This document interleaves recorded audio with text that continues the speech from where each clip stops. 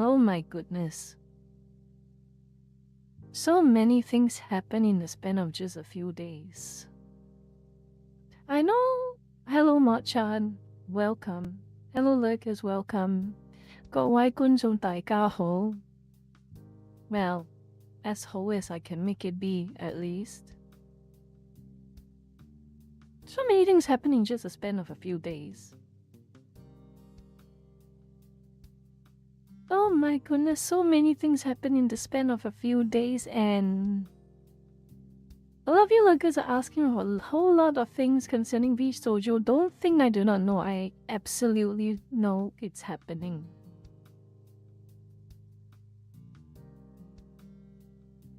Thank you, Trumpet. Zephyr, go thank Trumpet. Okay?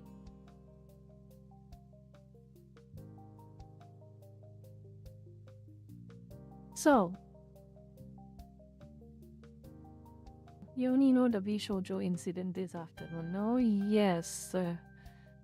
I don't know whether I have time to talk about it, but it is a mess. A very serious, unnecessary mess. I do not know who's running V Shoujo. I don't know what's running through their head over matters like this, but bruh. No, seriously, bruh. It's a bruh moment. It's even worse than a bruh moment. Like, what is wrong with you type of moment? And it's not even the topic I want to focus on today. It's not even a topic I want to focus on today. Imeka, Ermeka, hi. It is $100,000 worth of $100,000 worth of bra moment.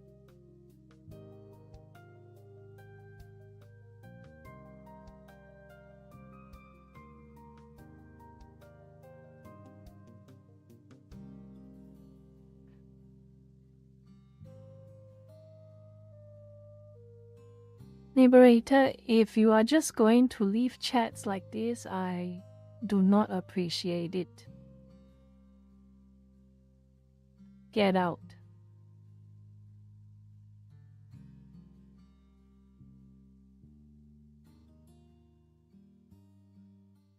You will have nothing and you will write That is so cute, Trumpet. Yeah, that's very cute news. Very, very cute news. Oh yeah, I don't know if the lurker who is here 2 days ago is still here. He told me that today is his birthday. Do you remember whose birthday it was? I can't remember his name. I don't even know if he's here.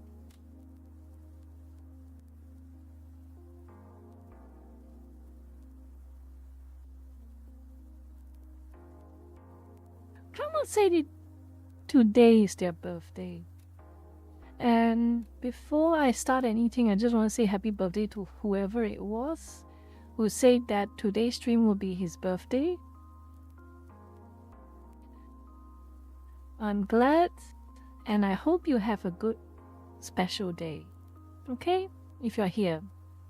I don't know if you're here. I'm not sure if you're here yet, or we will be here or not. But in case you are here, happy birthday. Okay. Where do I even begin? This is... I don't even know where to begin. The only thing that I can really think is... Oh yeah, Sakana. You do you. But before that, a bit of an update. Oh my goodness. The whole YouTube engaged views thing is starting to rear its ugly head for the past few weeks. Well, either way, I will not force you Lucas to do anything you do not want to do, okay?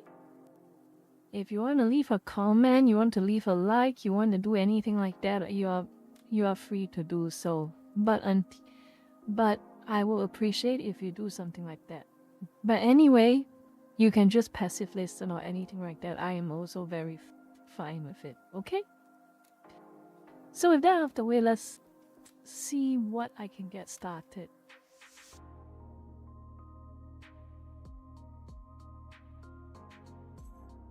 Love has.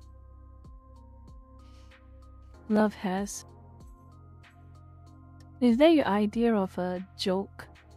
It is not funny. It is very not funny.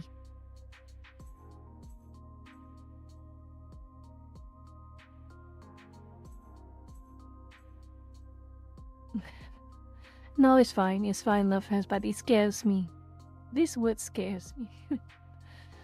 Maybe it's my Facebook days, but every time I hear the name, hear the word report, I just like memories.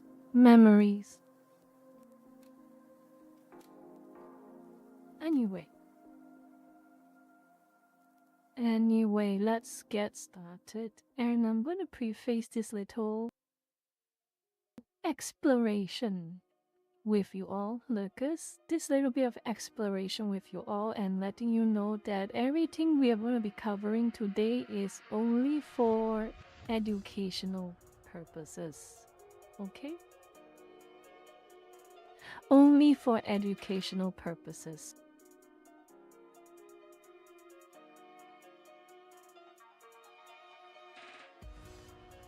And there are some things that I have taken the chance to learn in advance in preparation for this stream, but there are also some things that I only know in cursory glance or will be news to me as well. And what I'm trying to do is we will explore this together. And I don't know what we will discover, but I have a feeling. If I had to guess, I have a feeling it's going to be very nostalgic. Then it's going to be nostalgic for all of the wrong reasons. By that I mean Gamergate type of nostalgia. 2014 Gamergate kind of nostalgia. So, let me get started with the front page per se.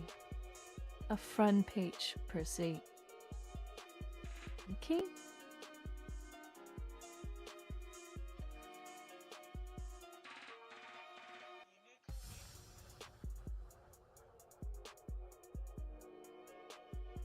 Let me move aside.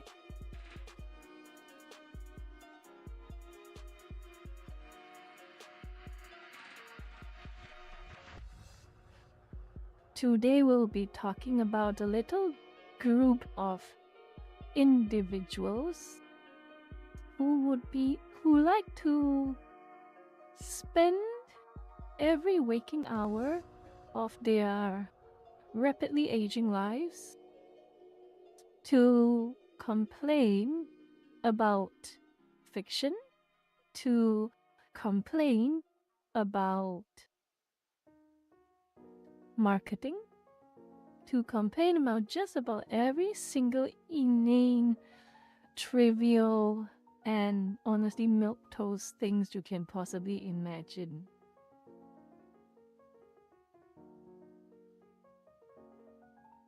I expect that there's a lot of more serious things to be bringing up or starting a fuss over, but for some reason, as you probably already know, for the past few days, the name Collective Shout. A self-proclaimed feminist advocacy group. A self-proclaimed feminist activist group that tries to supposedly go against and so-called spread awareness about fiction, how problematic fiction can be. how everything is sexualization, how everything is problematic, how this is problematic for women, how this is problematic for society, all of that good stuff. Okay? And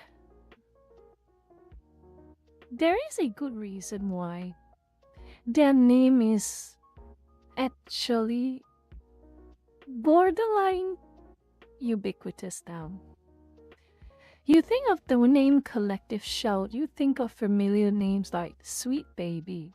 You think of familiar names like Anita Sarkeesian. You think of familiar names like Vice, Polygon, Kotaku. That is how ubiquitous they have become over the span of a few days. Let's put it that way. I'm gonna avoid using too many adjectives to describe this group, but suffice to say, they have not been a pleasurable existence for as long as I have seen their posts, for as long as I've kept track of their activities, for as long I have seen what has happened as a result, whether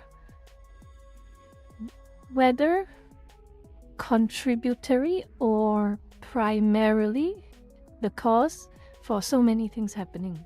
The censorship of games, advertisements getting shut down for silly reasons, so many things. And what best to start off is I talked about this group Collective Shout reasonably briefly 2 days ago. Okay? Reasonably briefly 2 days ago.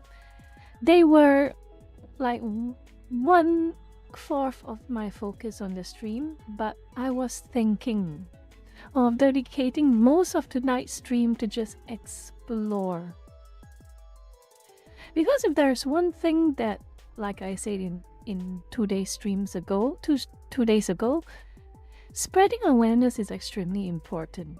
Learning about people who are out to make your life harder or more miserable is important.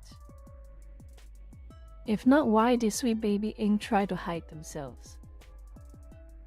If not, why every single consultancy group tries to hide themselves? If not, why so many game devs now try and get rid of any credits for Sweet Baby Inc. And it takes almost stealth-like additions to credit them.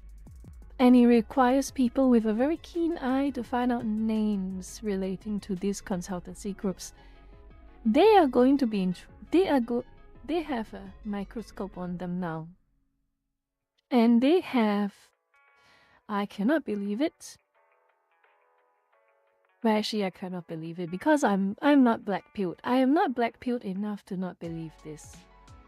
They have managed to unite Papjaw. They managed to unite left and right. Well, for simplicity's sake, I'll just call them left and right. There's way more political alignments, way more socio-political mindsets than left wing and right wing, but for argument's sake, you managed to unite both sides. Furries and weebs hated each other. Hated each other for years, probably even decades. Suddenly, it's like they never hated each other because of this collective shout. Weebs leaving snarky remarks on collective shouts posts. Then you see a furry replying in agreement with a weeb. I have never seen that. I hardly ever see that. And it's all the more powerful. It's all the more powerful to see that happen. And now, you see even gamers and feminists. Like the type of, the empowerment feminists, the types about talking about women are free to do whatever they want, those type of feminists, which is a lot, which is most feminists, let's be clear. Let's be quite clear. Let's be realistic. Gamers and feminists joining together to leave also equally snarky remarks at every single thing, collective shout and their little group of members here and there, circle posting each other, circle sharing each other. Wow. Now, that is just to set the scene, okay? That is just to set the scene about the type of group we are dealing with here. And they had collective shout, as cheesy as it is, as chronically weep I am. They are like the demon lord. They're like demon lord. They're like a demon king. They're like a demon lord. Uniting every single faction, uniting every single warring faction, all for a single enemy for a brief moment.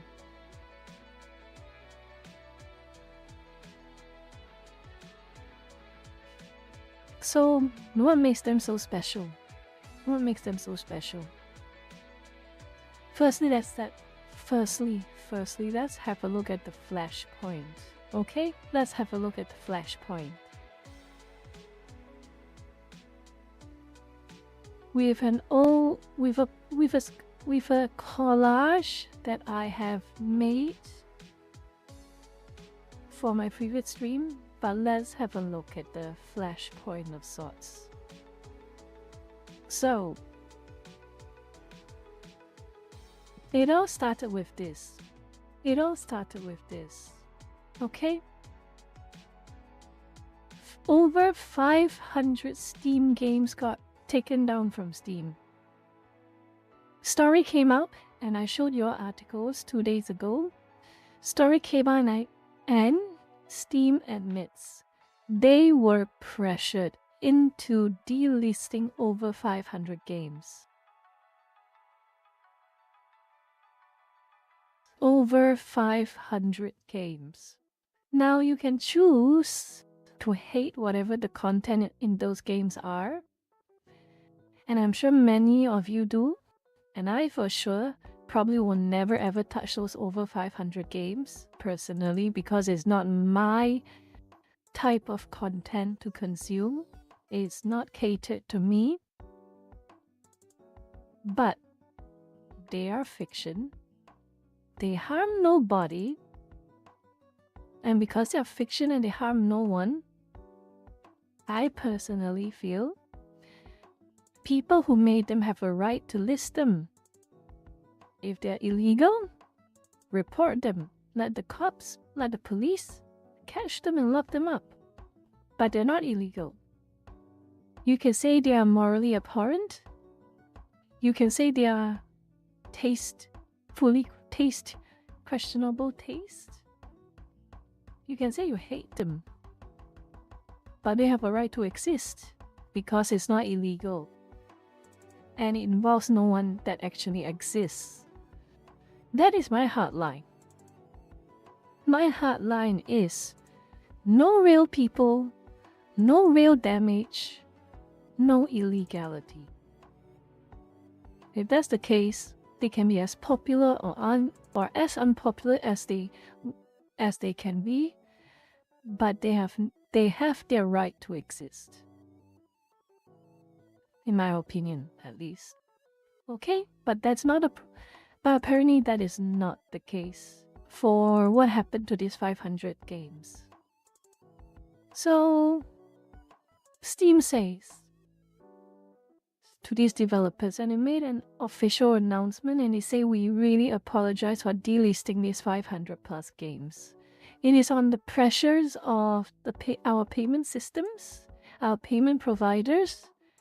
They have informed us about their TOS, and if our store page violates their TOS, they will pull their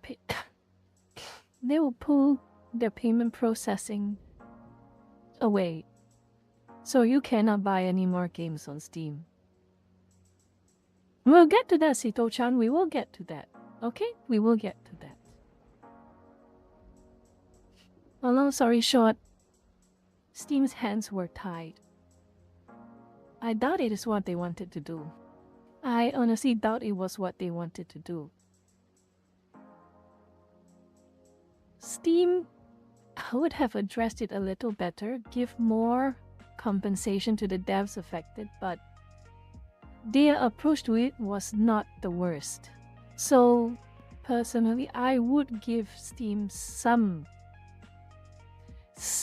credit, okay? Some credit. If it wasn't for these payment processes kicking up a storm, Steam would not have done the things they did for these 500 plus games. Let's not kid ourselves.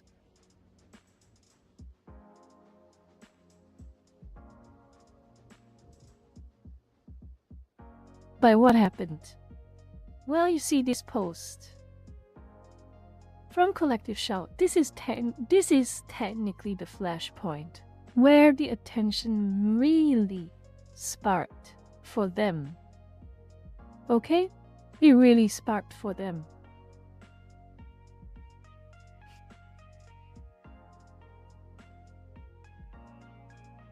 So, I'll read it out. Since we launched our campaign calling on payment processors stop facilitating payments for, as they claim,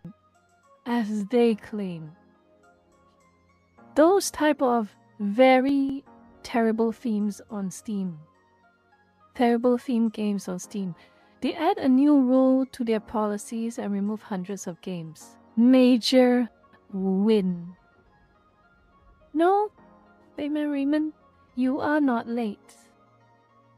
I've just started and we are just going back to a little bit of a recap of how it all started. With this very specific group. Okay? Now, that is the first one.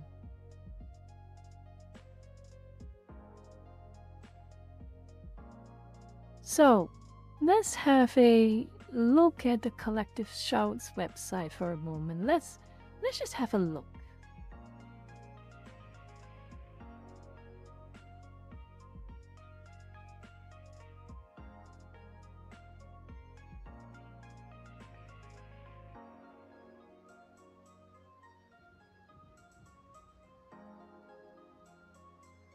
So, according to them, Collective Shout is, as they call it, a grassroots campaigning movement.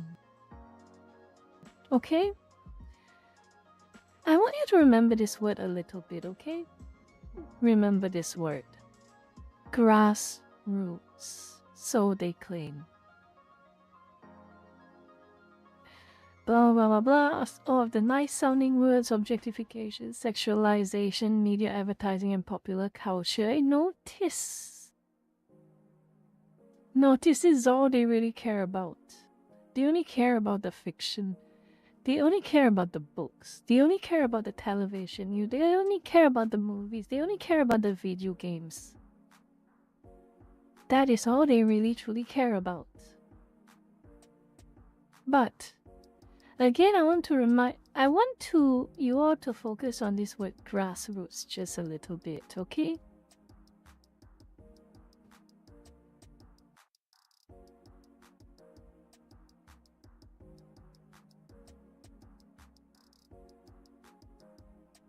So there was this post from J Viper, okay? He did a cursory dive into this Collective Shout group. I will just read it out for you, okay? Looking into Collective Shout turned out something interesting. That's how the phone number they operate under is also associated with Women's Forums Australia. This will all give you all a bit of interesting information, and it also puts into perspective why everyone hates them, okay? Why everyone hates them. Yeah, they were interested in women understanding their choices other than, yes, a noble cause hated by Melinda, blah blah blah. It was at around this point that Reese founded Collective Shout and began targeting companies via censorship and ignoring choice altogether. It's important to note that the Australian origins of this company and many issues Australia has with You censorship will by its have government nothing and you will controlling bodies. And once you, I've only done like a bit of looking, and I have to thank Jay Viper for finding out most of it on this regard. Collective Shout claims it is a grassroots organization. However, they do not publish donors and amounts. This is a big red flag, okay? This is a reasonably big red flag. If you are a grassroots campaigning organization, not for profit, you would jump at the chance to credit every single donor. You would jump at the chance to thank every single person who decided to support you financially. That is true grassroots. True grassroots are grateful for every single dollar and cent they receive in support of their campaigns and their movements. But apparently nothing. Barely anything. Barely any information. This kind of reminds me of that whole. This kind of brings me back. To Sweet Baby Inc. After they got out, after they got exposed, but the kicker in this situation is that this is even before they got exposed. Collective Shout. This is way before. Sweet Baby Inc. hides their credits. And in this case, Collective Shout hides their donors. Really makes you think. It really does make you think. Now, I'm not saying anything, but it really makes me think. Okay? Their revenue is displayed only through their ACNC financial report, which is not itemized. Interesting. Another very interesting thing. Their financial statements.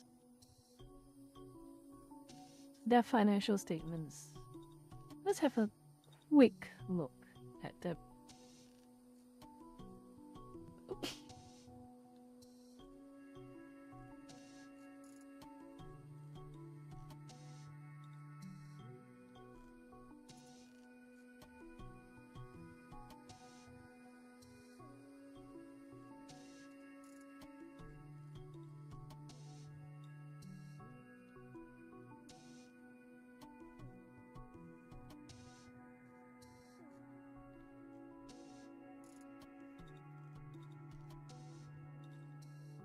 Revenues and other income.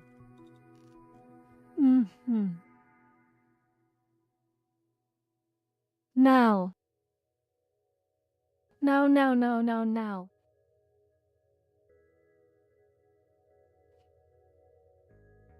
I know a little bit of accounting, a little bit of financial accounting, and one of the things that a very proper not-for-profit,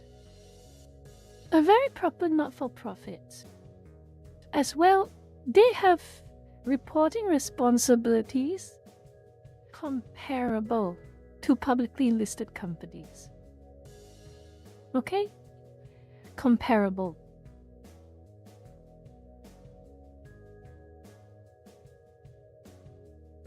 So it really makes me think. Things like revenue sources, things like expenses. Yeah, they're extremely important in a public company setting because investors need to know precisely where their money is going and where their money is coming from. Yes, but that's also the case for not-for-profit. Because, as you probably know, not-for-profit or any so-called not-for-profits or activist group, campaigning group, supposedly forwarding some kind of a noble cause.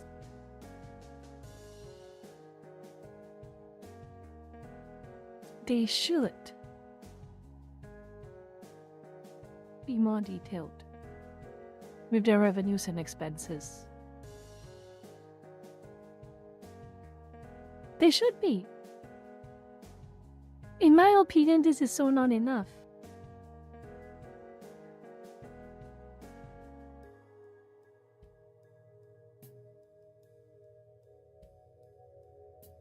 There is not much information to work with here.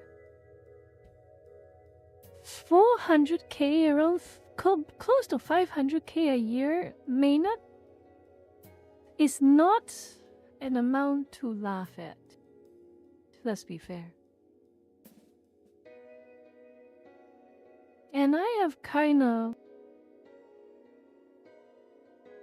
donations, that's what they say, grant revenue, speaking fees. They're donations. They don't go into detail where their donations come from. Some grassroots, they sure are.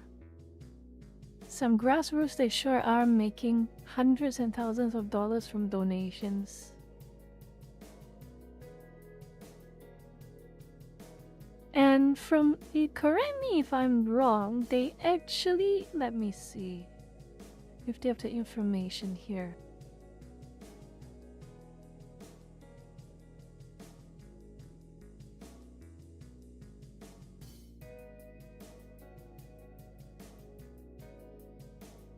So here is how many people work at this so-called grassroots organizations. Full-time employees, part-time employees, casual employees, full-time equivalent staff, 2 of them. Now I'm not going to imply anything. I'm not really going to imply anything, okay? But I'm kind of like a bit, well, a bit curious. A bit curious.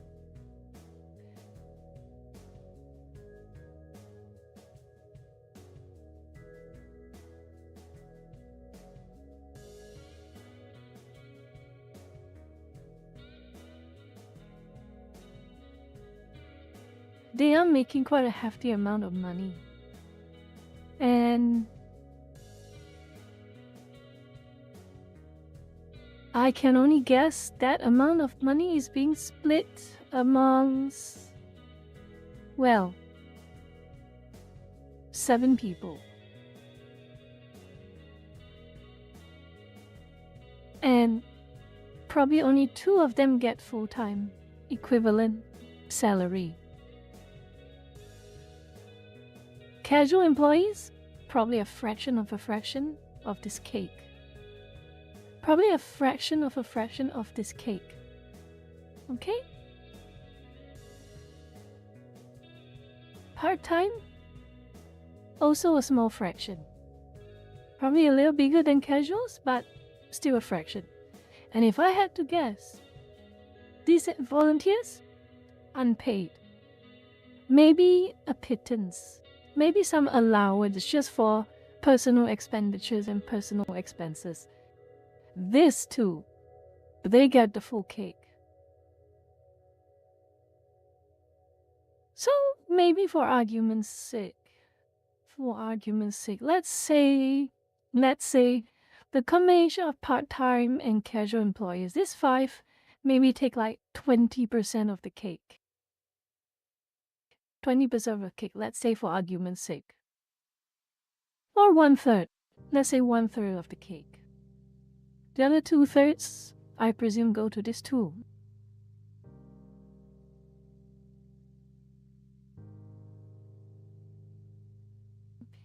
Now, I'm not really into the whole speculating, but their reports are a bit too vague for my taste. If you are really going to make money out of virtue signaling, the least I would expect is you spend your money properly and we know exactly what you're spending your money on and what you're getting paid from. That's the least I would expect.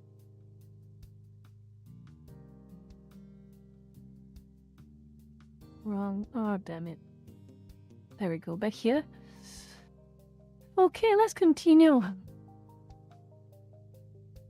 They also partner with good company for employee direct paycheck donations. Example companies such as AGL, Australian energy firm. Pretty big Australian energy firm, by the way. Lucas, pretty damn big. National level. National level. Very grassroots. Extremely grassroots.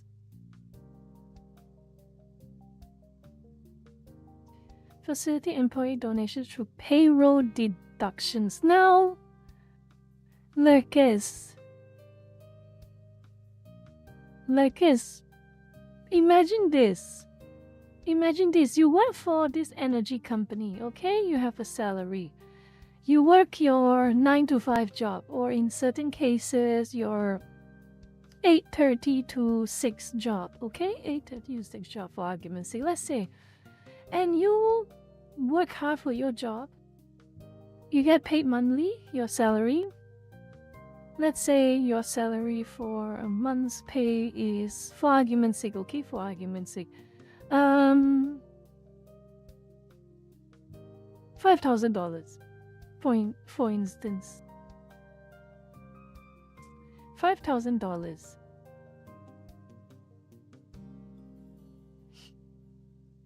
You hope you get your full $5,000 every month. Let's say. Excluding taxes, you get $5,000, okay? Excluding taxes. There it comes out. A fraction of your amount goes to this group that you may not even know exists because you are just a lay person. You just work at the energy company. You just keep your head down and you work. But you realize the $5,000 after-tax wage or after-tax salary is not actually $5,000, but it's like $4,000. Where did the other $1,000 go? Oh, it went to this not-for-profit. This not-for-profit right here. Can I opt out of it? Oh, no. How dare you opt out of it, you bigot. So, in a way, it's almost like a tax. It's almost like a tax masquerading as a voluntary donation.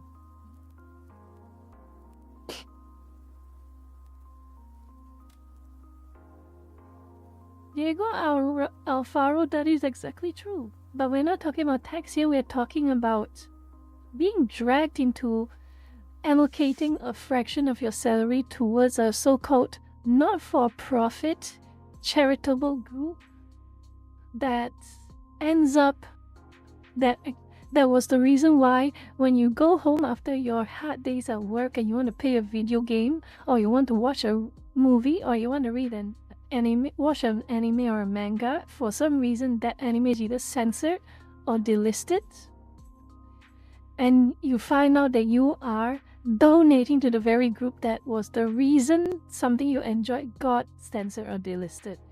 Imagine the slap on the face.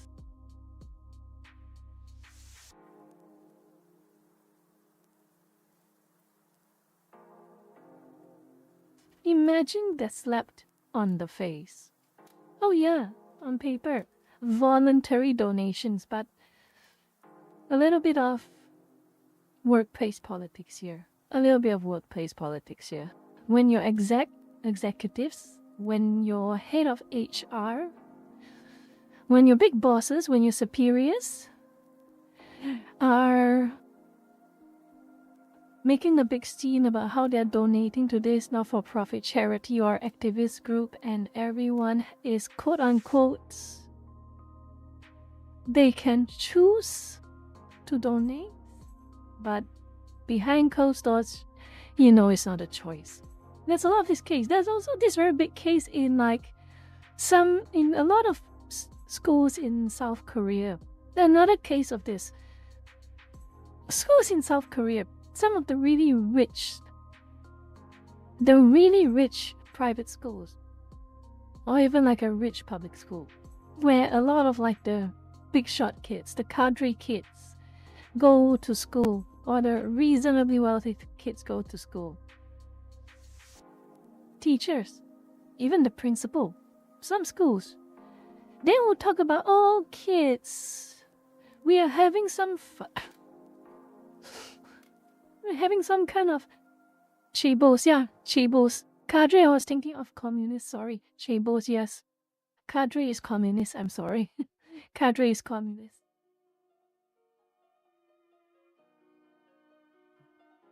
Chaebos, yeah. So principals or your classroom teacher will say, oh, we're having a fundraiser to fund the future generation of kids for our school, for the younger ones to get better education. This is an optional donation. It's an optional donation of a flat rate. Optional donation. You can choose to donate or not. But just so you know, if you do not donate, I will know. I will tell the school about you. This is the classroom teacher, by the way. And if you do not donate, I do not know whether other classmates or whether other teachers will treat you the same way as they would have if you had just donated. That is the type of so-called voluntary donations that come out from incidents like this. Okay? Do you get me, Lucas? Do you understand this?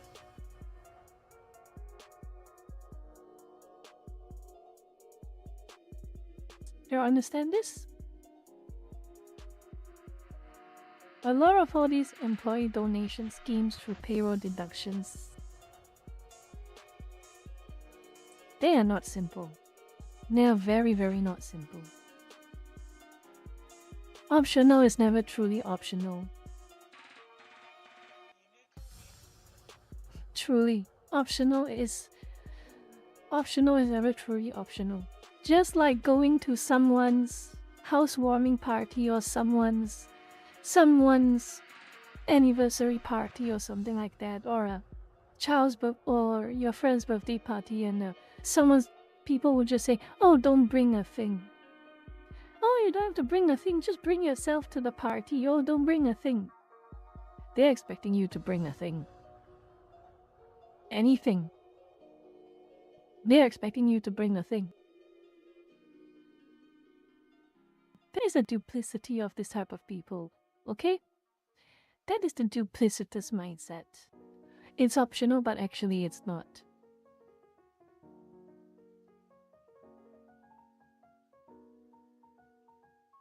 So, let's continue.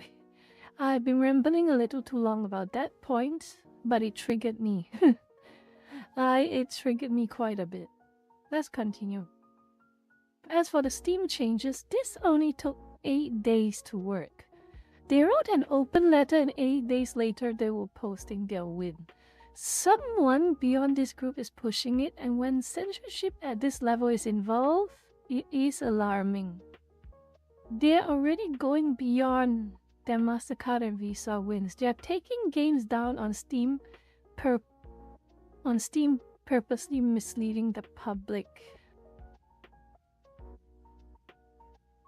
So these are just some publicly available information. Okay, some publicly available information. Funny, she lives in Canberra. Publicly available information, by the way. Canberra is also the seat of Australian government. Food for thought. And Canberra, speaking to some Australian lurkers, Canberra is the type of place that no one really willingly goes there to stay or live in. They only live there if they work in politics. Okay? This is from my own discussions with lurkers.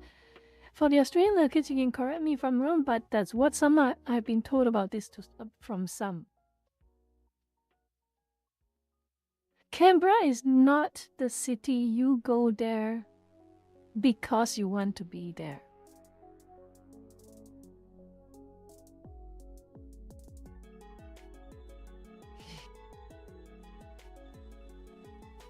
So there are a few scenarios where you actually have to be there and live there, but the clearest of which is that you work for government.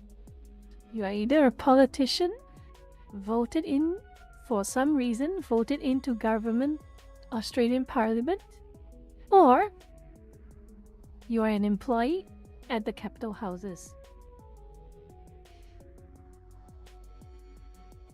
Yeah, from my discussions with Australian lurkers, Canberra is not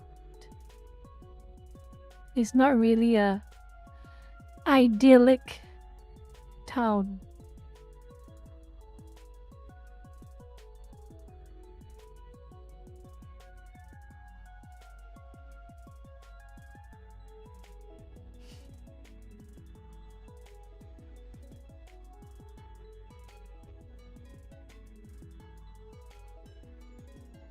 So yeah, this one has more information on the founder.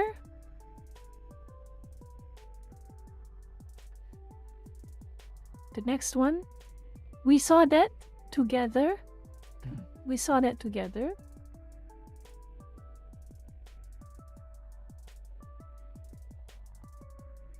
Again, remember this. I want you all to remember this. The expenses are not properly disclosed. If you are a not-for-profit or if you're a public company, people expect you to be very clear about what you spend money on, as much as where the money comes from. Okay?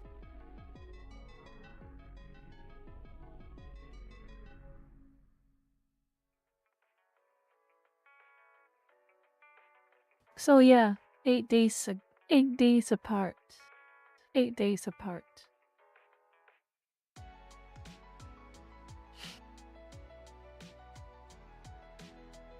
More on this. This is very interesting now. This is the part that interests me a little bit more. This is the part that interests me a little bit more. More on this. Many of these Karens are directly linked to the Australian government. Let's have a look.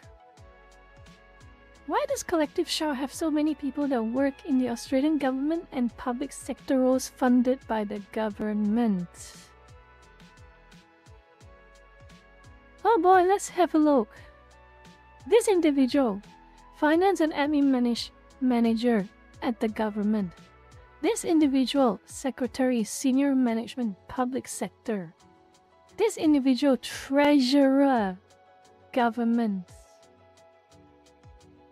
This individual, director.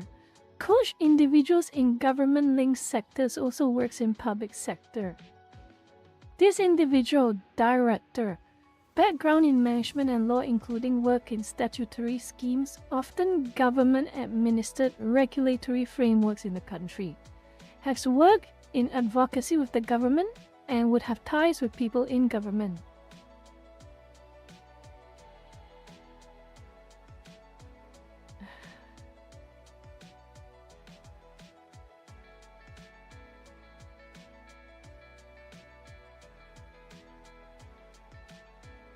Grassroots, huh?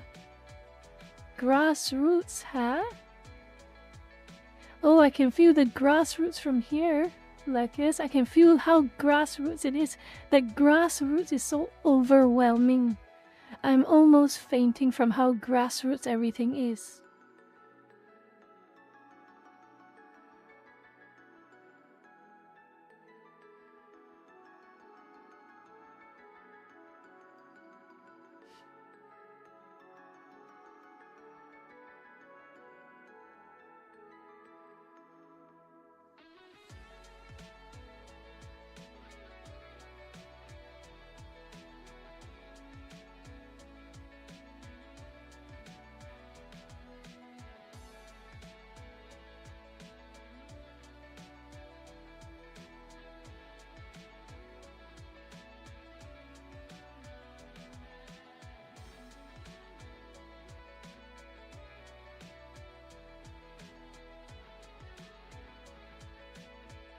Oh yeah, extremely grassroots.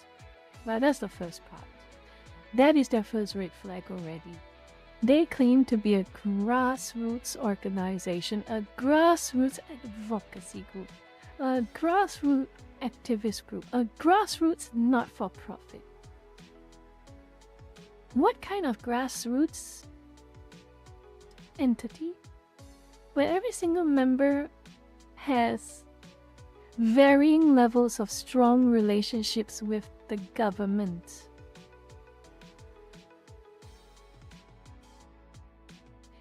What type of levels of grassroots where they can, one single open letter is enough to scare payment processes, to pressure the censorship and banning of various games?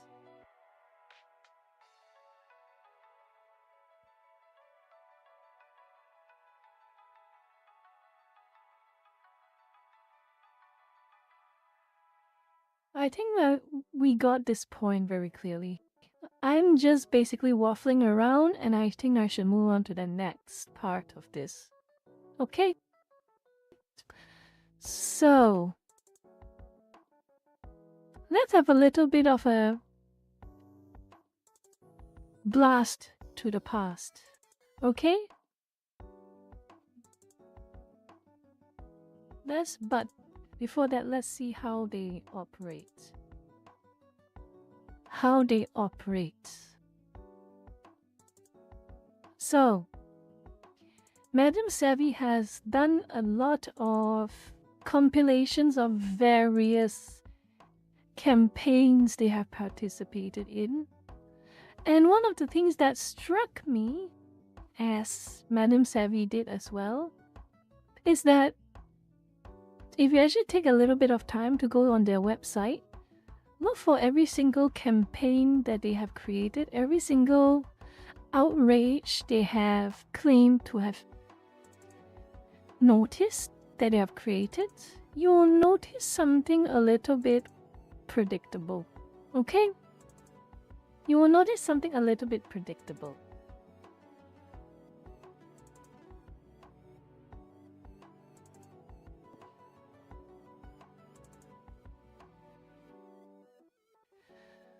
And what I mean by predictable is the way they use language. The way they try to convince people of their so-called concerns.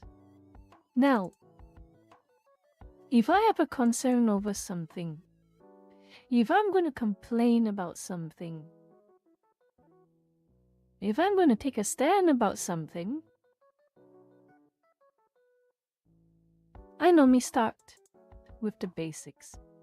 By the basics, I mean I sit down, put my head down, and do some. I'm so tempted to use the F-bomb. I'm sorry. Do some research. And do some research. I need to understand what I am complaining about. Okay, I'll do it. Do some fucking research.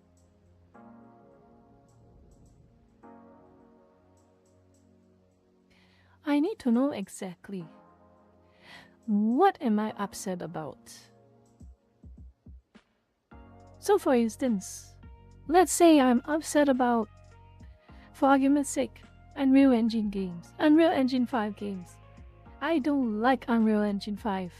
I think anyone who listens to my opinions, I'm taking the stand against Unreal Engine 5. I'm gonna tell every single game developer I know that Unreal Engine 5 is a horrible game engine as it stands right now. But the first thing I will do is that I won't just say Unreal Engine 5 is bad. Because that will be an opinion. That will not be enough. So what I do is I get down. I sit down. Start researching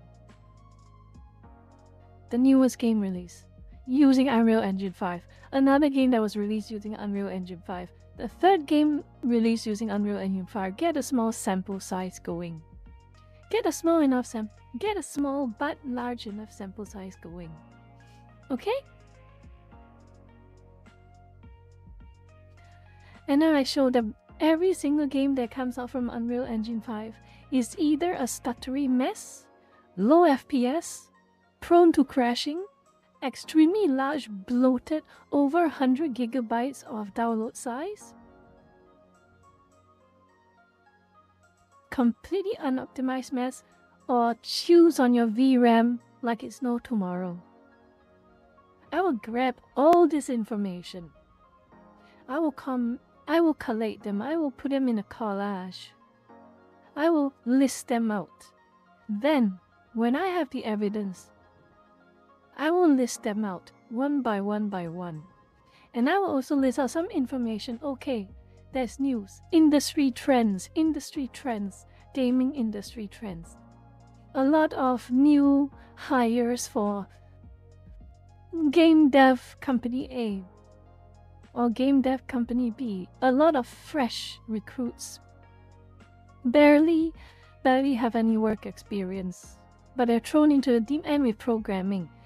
They have decided to grandfather or sunset their proprietary game engine.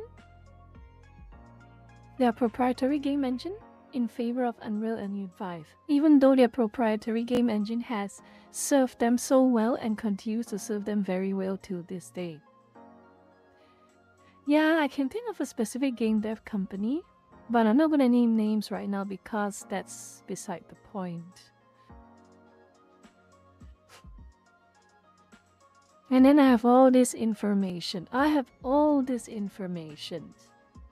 Then I make my post. Then I say, Unreal Engine 5 is overused and it's rubbish in every single implementation.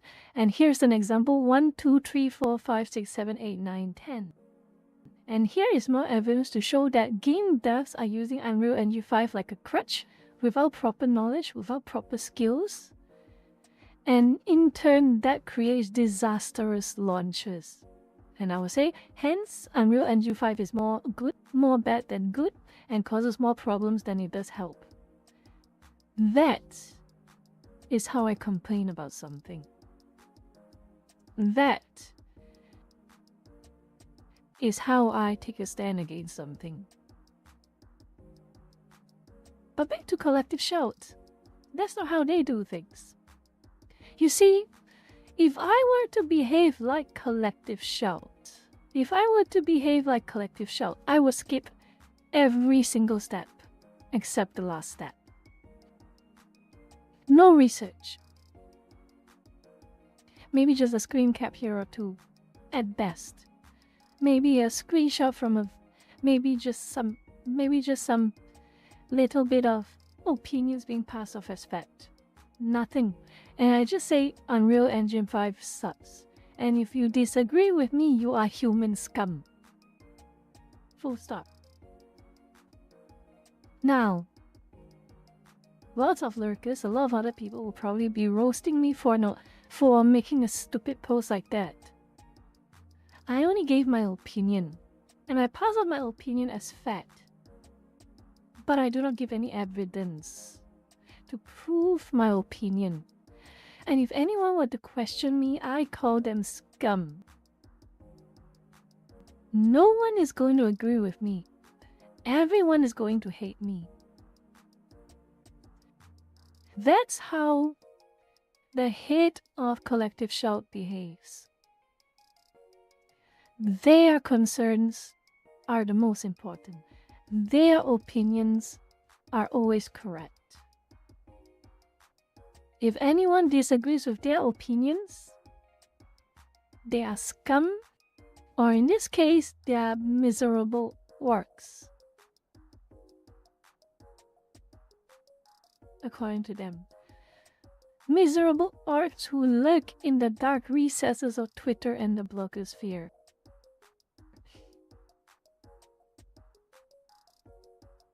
It's no much different than educate yourself. Indeed, failing at commenting is no much difference than just telling someone to educate themselves and that is it. You are wrong. Educate yourself. Educate yourself with what? You're making the claim here.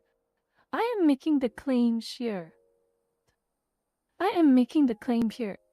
If I make a claim, the burden of proof is on me. The burden of proof is not on the person disagreeing. Only after I give my only after you give a proper case for yourself, your claim,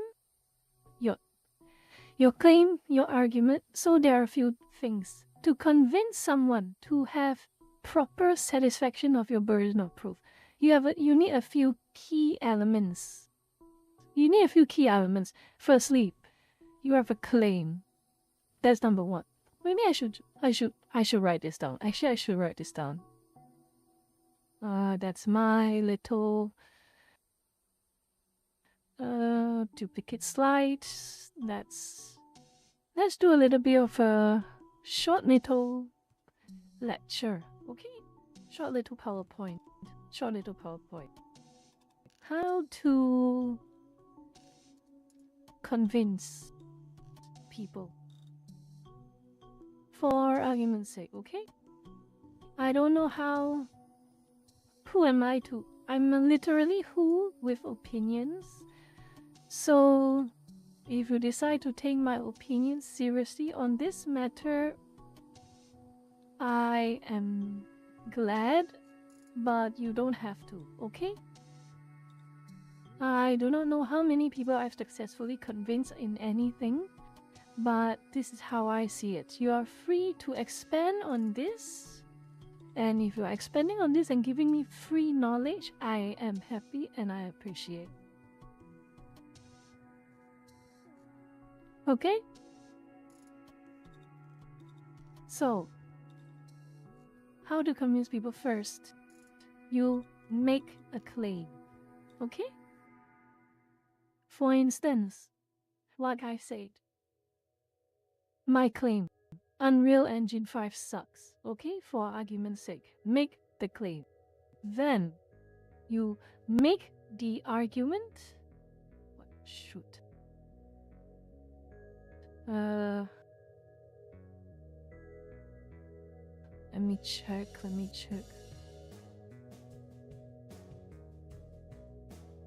How do I...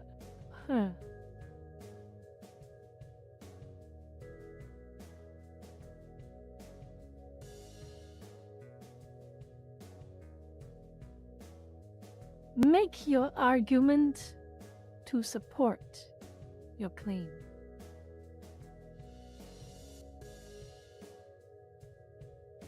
That is the next part.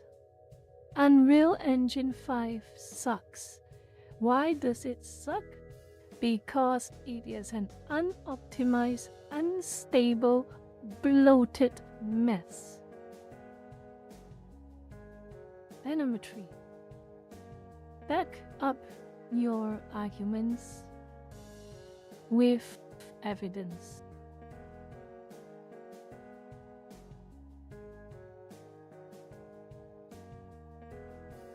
Unreal Engine 5 sucks because it's an unstable, unoptimized, overly bloated mess.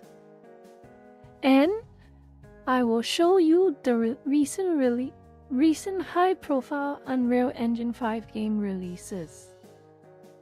That shows a lot of customers, a lot of buyers, a lot of customers, a lot of buyers leaving hundreds and thousands of reviews saying the game has poor FPS, poor stability, it crashes to desktop every 30 minutes, it caused a blue screen for my PC and it's only exclusive to this game and I don't know why.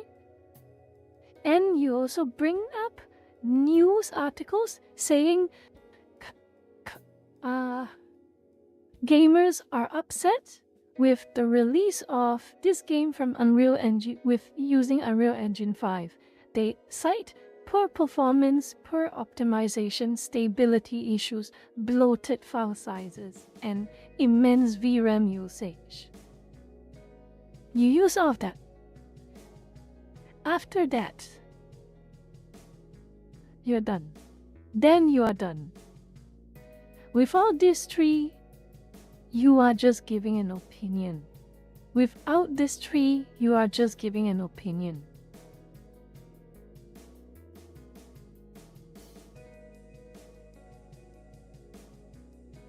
Okay?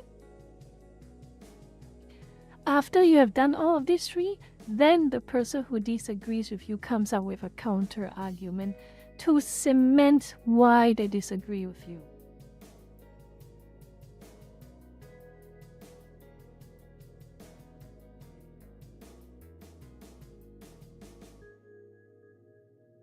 I hope I'm being clear. I hope I'm being clear.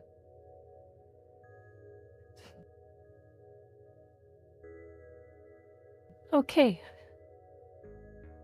That was a very odd off-tangent little thing I did. Let me just take a few minutes, maybe about 3 minutes break. A 3-minute break. You all can go grab some water, grab something to drink, grab something to eat, and I'll be back with you in a few minutes, okay? A few minutes. Don't wander around too much, okay?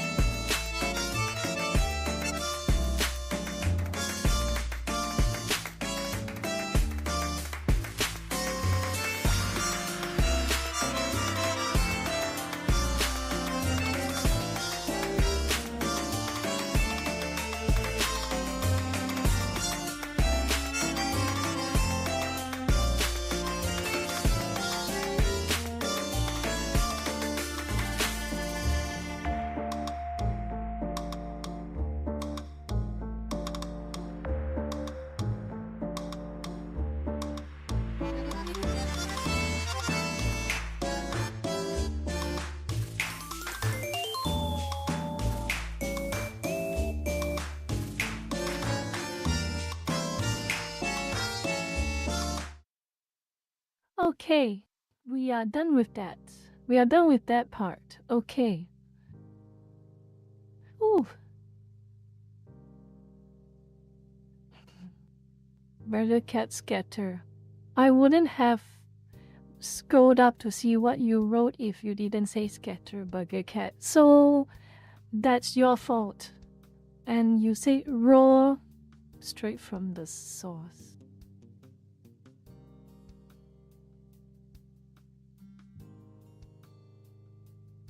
Zero is busy today, I think.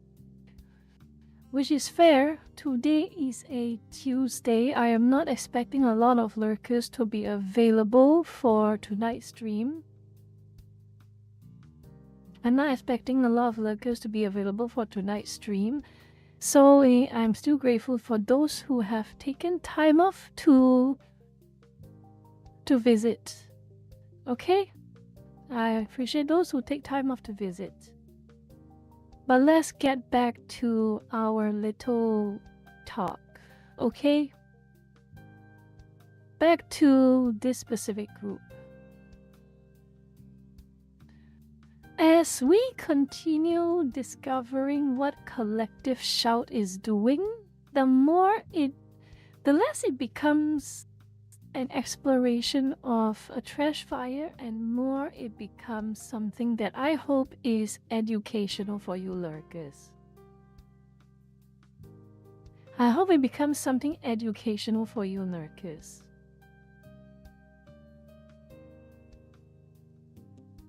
Burger Cat 你唔好嘥我嘅時間，我有正經嘢做，你唔好嘥我嘅時間。叫我做呢啲做嗰啲嘢，嘥我嘅時間。我有正經嘢做，你收下聲得冇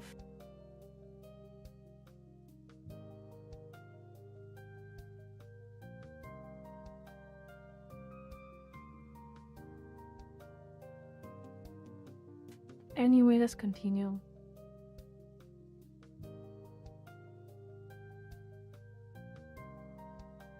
All right.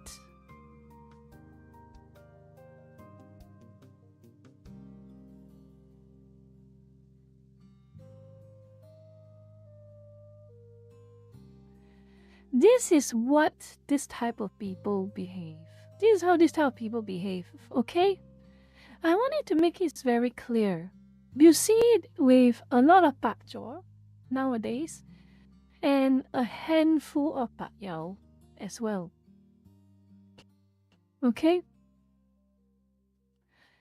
They do not go through what I showed you. They do not go through the 3-step process of winning an argument. They do not go through the 3-step process necessary to convince people that they are correct. Instead, they resort to the dumbest but admittedly the easiest way to discourse, which is insult the person who disagrees with you, demonize them, shut them up by blocking them, silencing them, or banning them. And when they are unable to respond to you, pass it off as you won and no one gives you proper criticism other than insults and threats and abuse. And you ban them. You ban them, so they can't even say anything in response. They can't argue back at you because you already banned them. They're already silenced.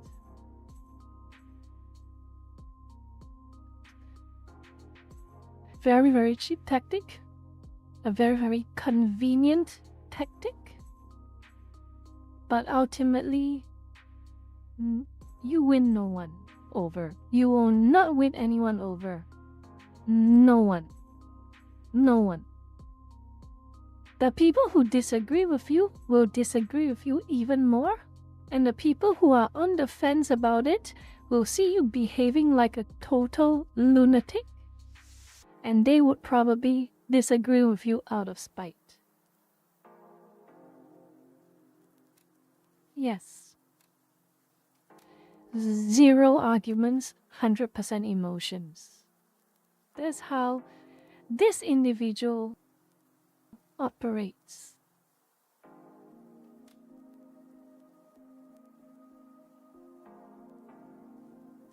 Oh, and this is the next thing we're going to go through, okay?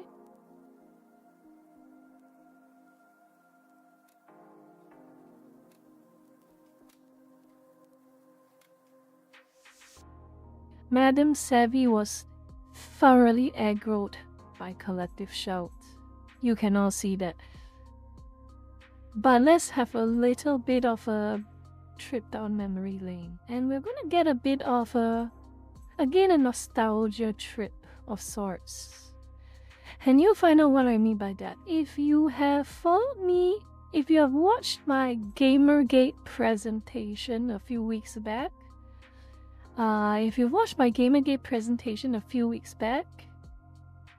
you will start to see a bit of a sense of familiarity. Because it involves a Google Docie. Well, not really a Google Docie. A blog. Back then it was blogs, the day of the blogs. Okay? Back then it was the day of the blogs. No Google Docie for you. Okay, let's have a look.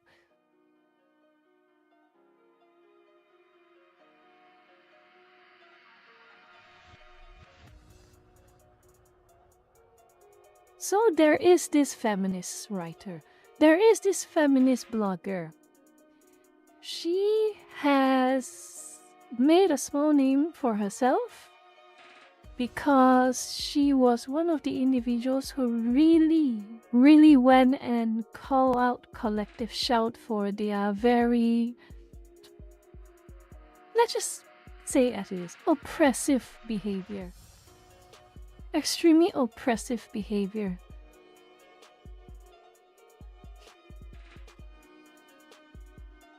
And what do I mean by that? Well, she wrote this. It's a reasonably long read, and if you all want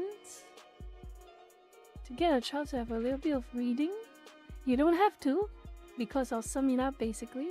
I will sum up what is her entire point on this regard. And that is Collective Shout has a very, let's say, unique approach to their so-called feminism. Their unique approach to feminism is kind of akin to a belief that, to them, other women do not know what's good for them. And because they don't know what's good for them, it is their responsibility as quote-unquote better women to dictate what they should or should not do, what they can or cannot wear, what they choose to enjoy in their spare time, what hobbies they should get, what things they should do. And if you disagree, you are either a man, or you are a traitor, or you are a troll. Take your pick. That is basically the sum up of this entire article, this entire blog article. By the way, this woman is a feminist. There is no two ways about it. She is clearly a feminist. This individual, her name is, if I recall correctly, Jessica Wilson. Yes, Jessica Wilson. She's the blogger and she talks about all this.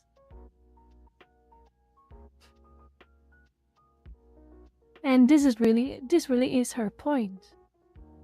She is basically saying that Collective Shout views them as infantilizes them. Believe them that they are mindless and require proper guidance. That despite calling themselves feminists, they have a knack for implying that women have very little self-control for themselves. Other than them, of course. Other than those who run Collective Shout. They are different. They are superior women, according to them. Basically by implication. So this is how it paints that type of mindset. If you saw my stream on Sunday, you will have seen a lot of. I will show you. You have seen a lot of censorship campaigns. So, for instance, lip gloss. Only lip gloss made for women. Okay? Got the ad removed.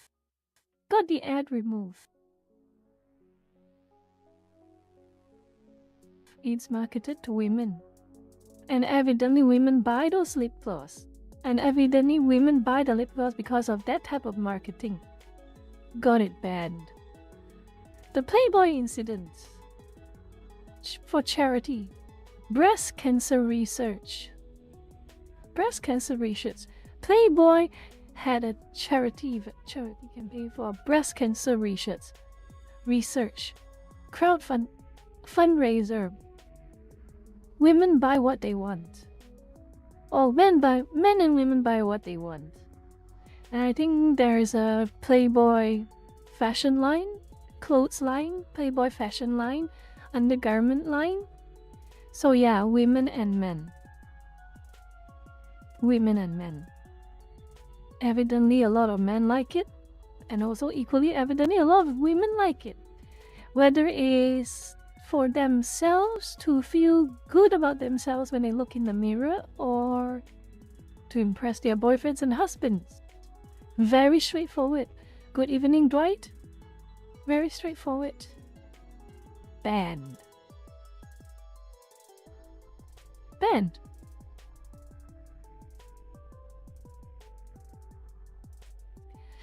50 Shades of Grey.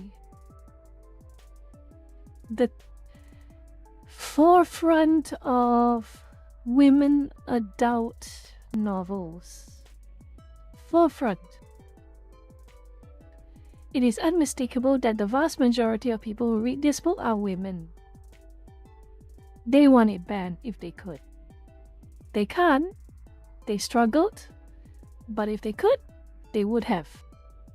And they're saying multiple times, if they could, they would have that book banned.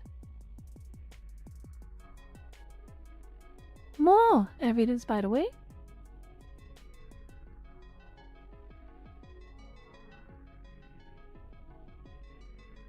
Something tongue-in-cheek, you already saw this. A local bakery. A little shirt. A little harmless shirt.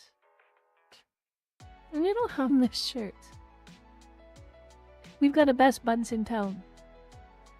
Shut it down. Shut it all down.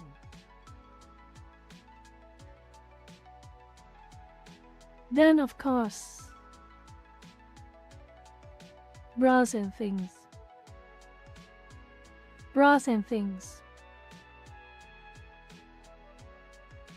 Their Playboy collab. Women's clothing. Obviously, the primary consumers are women. Shut it down.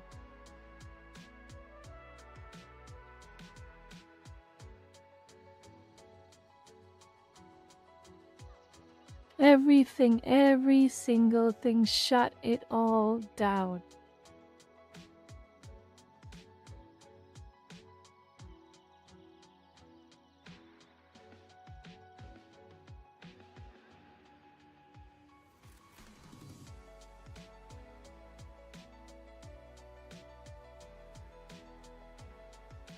Okay. What a interesting little proposition.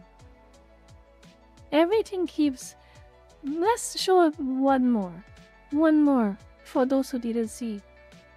Women's jeans. Supreme jeans. Women's legwear. If you follow that advertising, let me move it aside. If you follow that advertising, the model was very much an adult woman.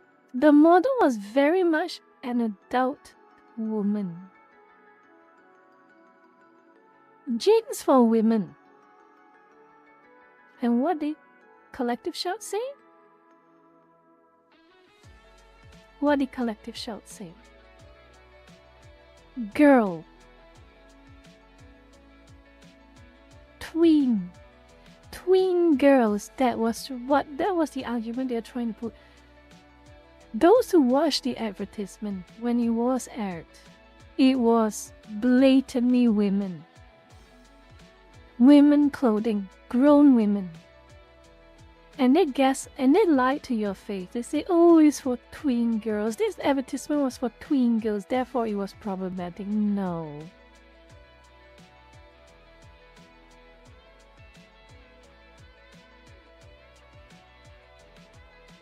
So yes. Yes.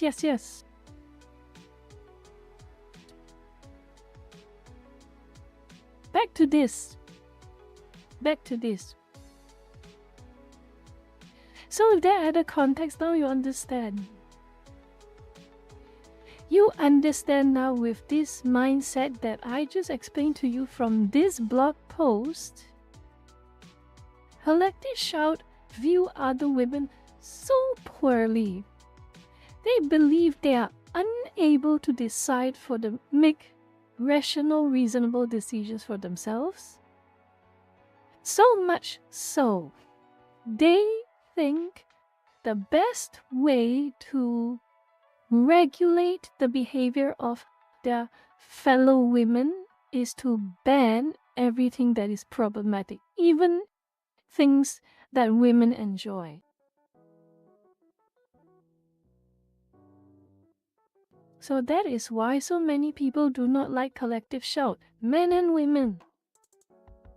Leftists and right-wingers, left-wing, right-wing. Just about everyone except themselves dislike Collective Shout. And you know what? This woman, Jessica, what's her name again? Jennifer Wilson. What did she get as thanks for spreading awareness about this Collective Shout? Well,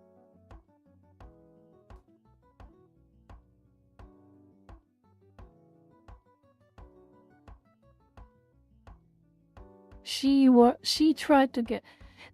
tried to shut her down. Threatened to sue this random lady with a random blog. Sue this random lady with a random blog for defamation.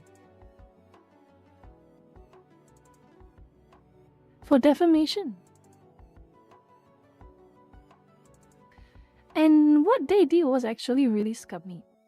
Because this Jennifer Wilson probably is not very savvy in the legal system, what this Melinda, the co-founder and the head of Collective Shout did was something very, very particularly egregious. And what basically is doing is to scare this Jennifer enough into believing that despite Melinda haven't found any documents, any claims whatsoever to the courts. No courts. So there's no case. There's no open file in the court system. But with her lawyers tried to intimidate Jennifer to pay her already. Basically, I am suing you for defamation. Pay me now. Of course, if Jennifer had a little bit more legal experience, she would have asked, have you filed this claim yet? Why do I have an obligation to pay you right now? Have you filed this claim yet? Have you gone through the court proceedings? Did the judge see through this? Did we go into discovery? Everything. None of that happened. Not even filed.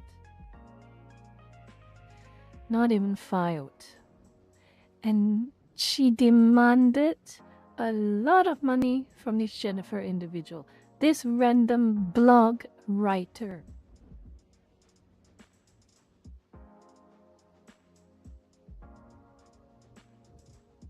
Thankfully for Jennifer, she did not back down.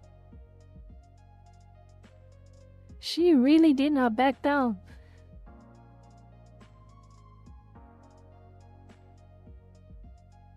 But if Jennifer was of a weaker will than what she was when it happened, she might have made herself go broke over some intimidation tactics from this Melinda's lawyers, trying to pass it off that the moment she accuses her of defamation, she has to pay up. Wow.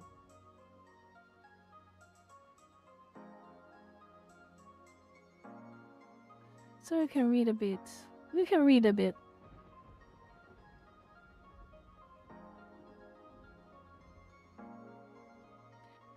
When she threatened to sue me for defamation, I written this blog about her and her influence on political moral sensibilities. A difficult period for my career brought all manner of people.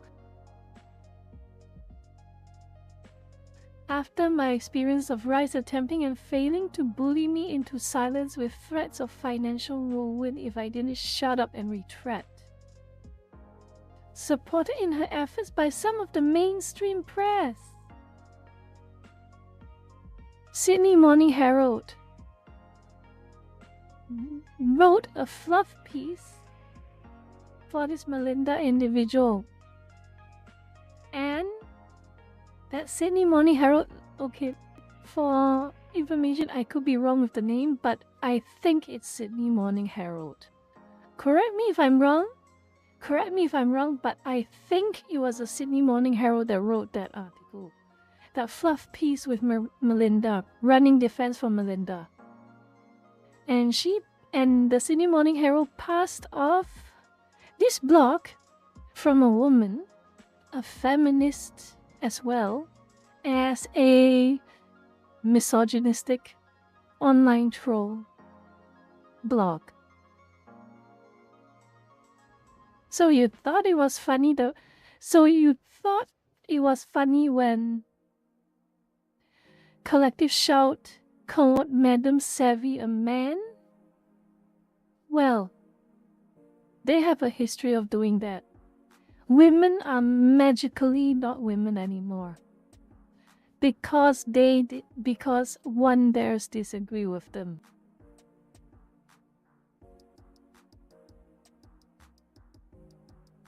It was not fun. Extremely not fun for everyone involved.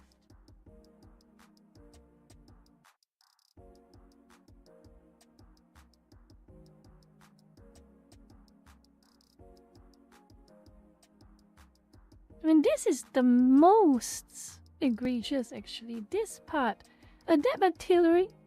This founder of Collective Show adapts at tailoring her marketing to fit her desired outcomes. In this instance, she's using understandable abhorrences for the trafficking of women and children into this type of terrible roles as an opportunity to attack the entire industry.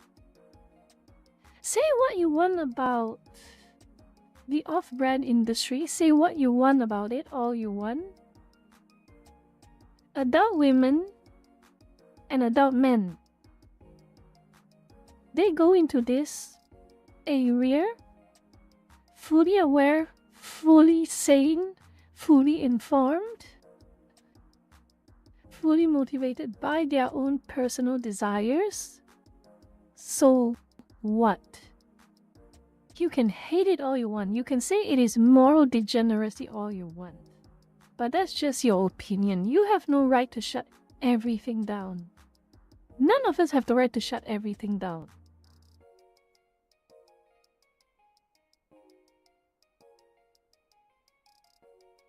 Surprise, surprise, one saying thank you. Sydney Morning Herald is associated with Collective Shout, and Sydney Morning Herald is a reasonably large publication in Australia. Pretty big. Pretty big.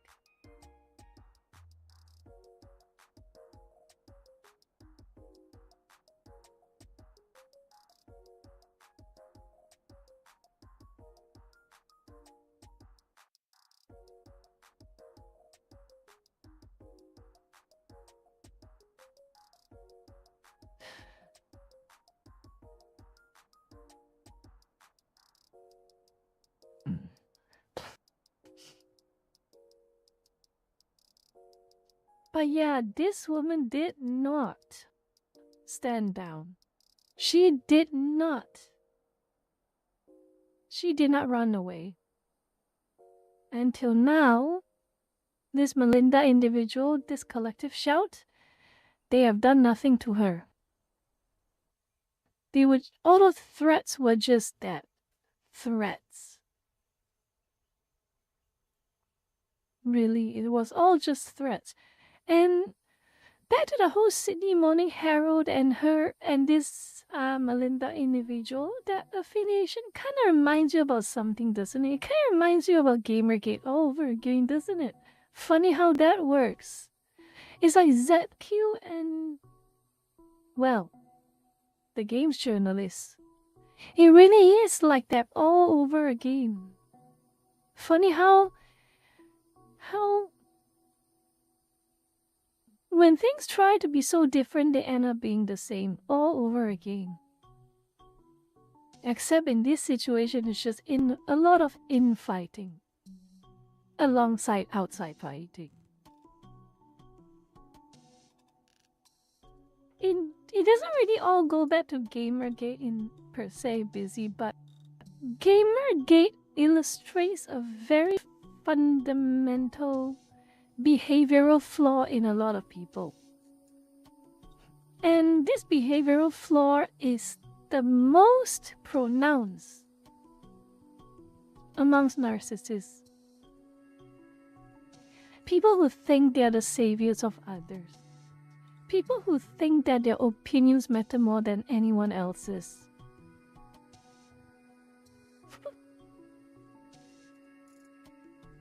People who think that by virtue of you disagreeing with them, you are the worst type of human scum imaginable on the earth.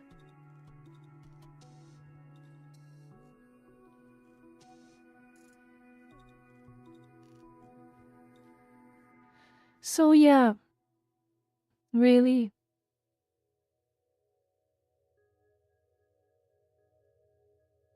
they really don't. The hypocrisy.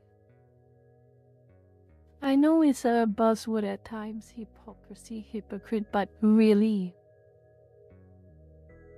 just a thought about it. Just a thought about it. It's just like the so-called anti-racists. Just like the so-called anti-racists. You know those anti-racists, right? They're saying that, oh, minorities are so oppressed and they don't get a chance to do anything, blah, blah, blah, blah. And they prescribe what minorities should and should not think. And if anyone questions them, even though people whom they claim to protect questions them and say, I don't agree with you, suddenly all hell breaks loose. That is how they tick.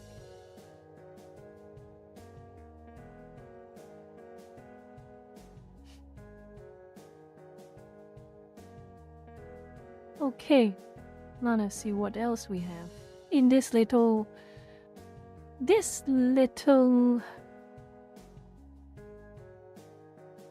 goodie bag.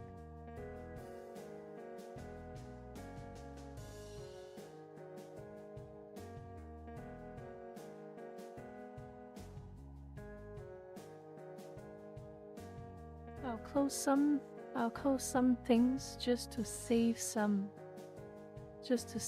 space.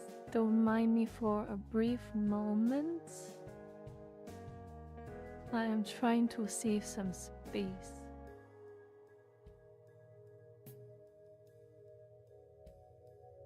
by the way, something a little special for you all. Grassroots. Grassroots indeed. Grassroots indeed. Grassroots. Very, very grassroots. Get to speak one-to-one with the Australian equivalent of a governor. The Australian equivalent of a governor.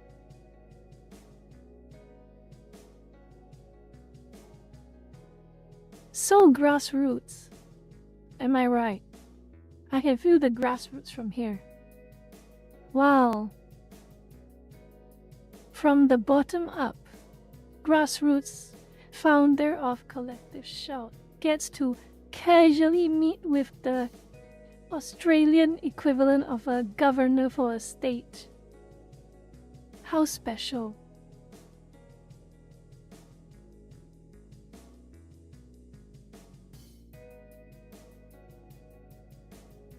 So much kusa indeed. So much kusa indeed.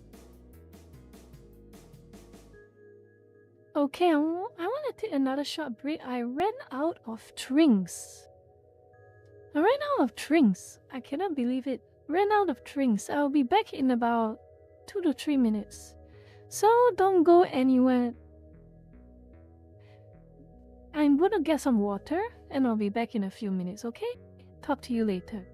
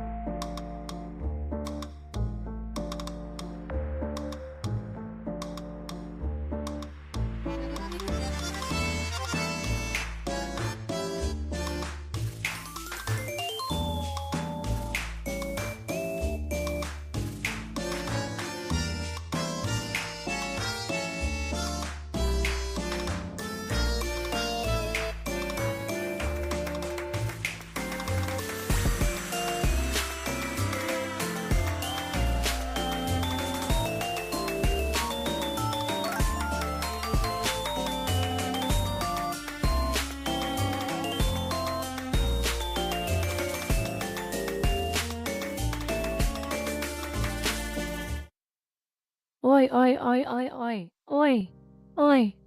What you look is talking about? What you're talking about? What you're talking about?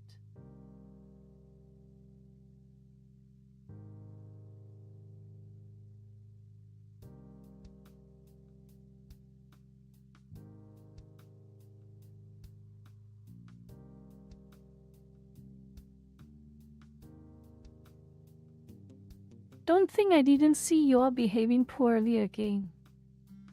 I cannot believe my aircon is still broken. I cannot believe it. I cannot believe it. I really cannot believe my aircon is still broken. Do you know how annoying it is, lurkers? Do you know how annoying it is for an air conditioner to blow air out but it is hot air? Do you know how annoying it is? Lurkers.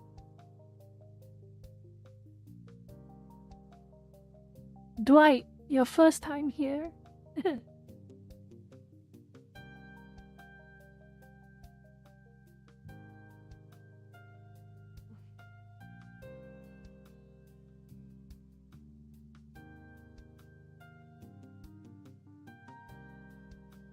Oh, shut up, Cone. Shut up. Shut up. You don't have to rub it in my face.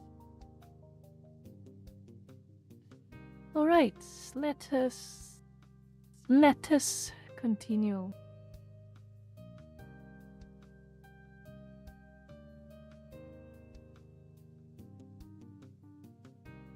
You wanna know you wanna see another nostalgia trip from the Gamergate days? Thank you for the one gift, Trumpet. Thank you so much, Lowen. Go thank Trumpet, please, would you? Well, not too long. Let me close some pages first because my tabs are getting a little bit too crowded and I want a bit more cleanliness. Okay, should be a bit cleaner now. Let's continue.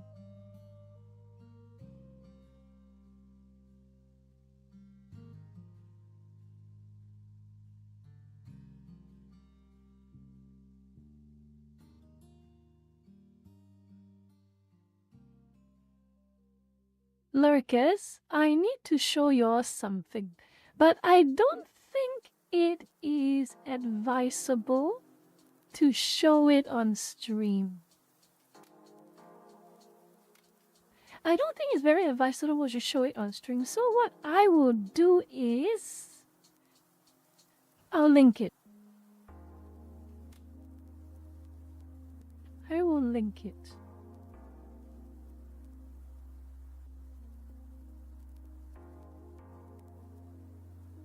Because it is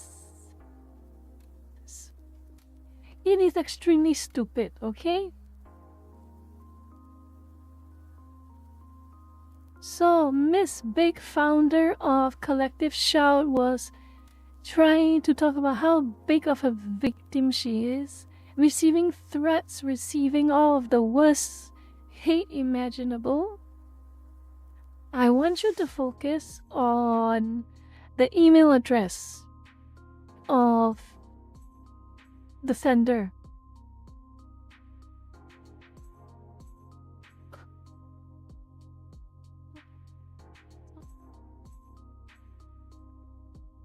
You probably saw that little fancy community note underneath, right? But for argument's sake, I'll show it.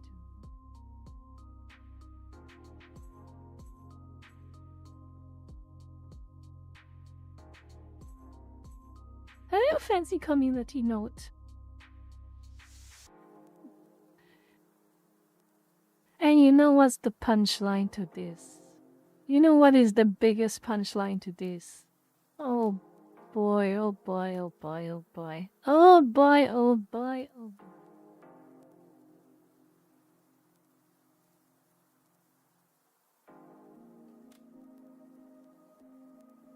This I can show you.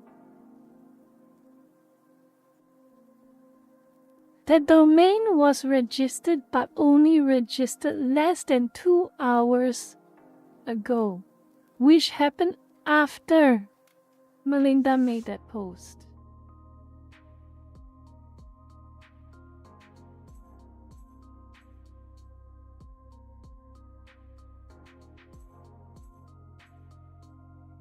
After she made that post. Oh wow, a time-traveling email address. Amazing. You know what it reminds me of? I want to show you what it reminds me of.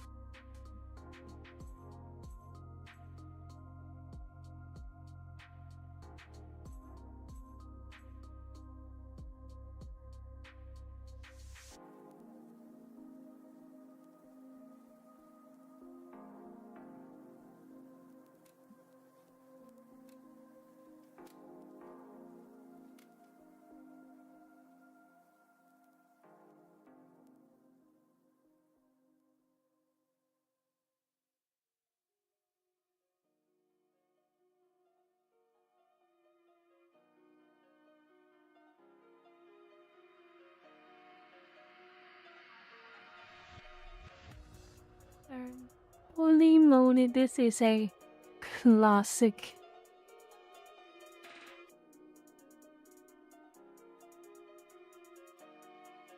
This is even worse than Brianna Wu.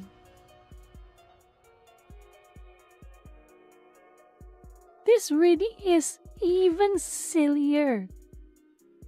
An email from a domain that does not at that time she posted even exist.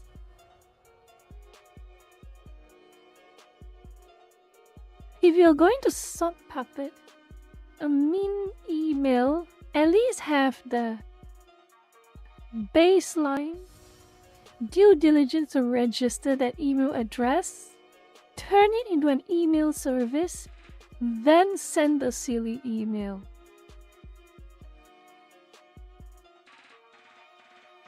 But no, it's too much work. I guess with some groups like Collective Shout, too much work is beyond comprehension for them. Otherwise, they wouldn't care so much about fiction and they would actually focus about real issues. It all just goes full circle. It really all just goes full circle.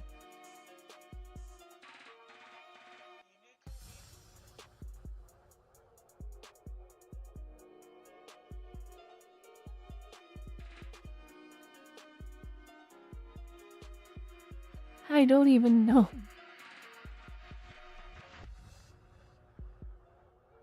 I mean, on one hand, I want to disagree with you, Lorwin Koi, but on the other hand, I can kind of understand why you and many others have this experience about women. I mean,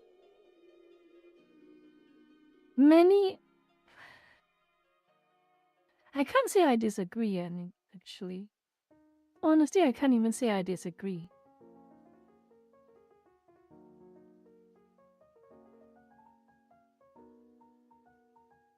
But here's where things start to get a little bit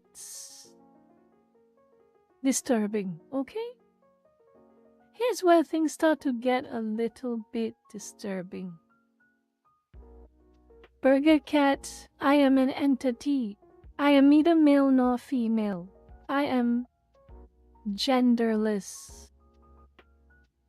I only take this form because it's convenient. Burger Cat.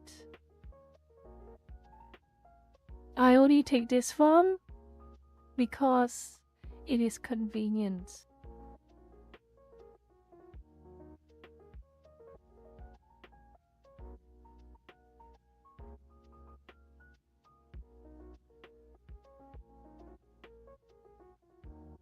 Okay, now let's yes, I am the banned form. I am a shapeshifter. I am an eldritch horror. A bedroom's entity.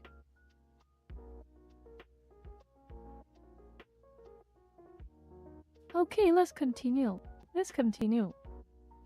I am a penguin. Oh, that's pretty nice. I love it. I am a penguin. That's cute.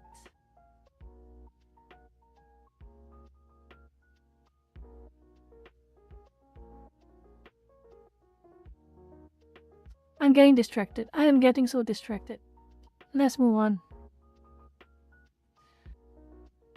Ooh.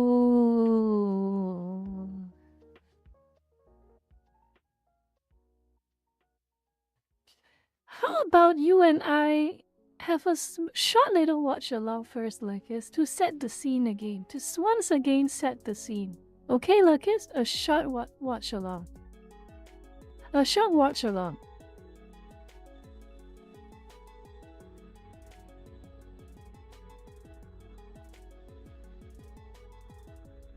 Next, you and I have a short watch along.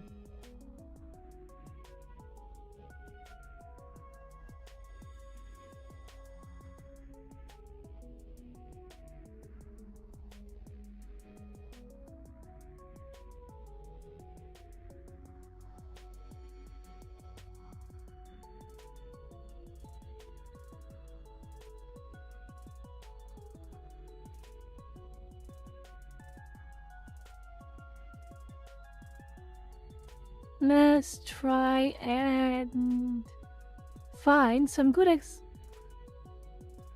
Alright.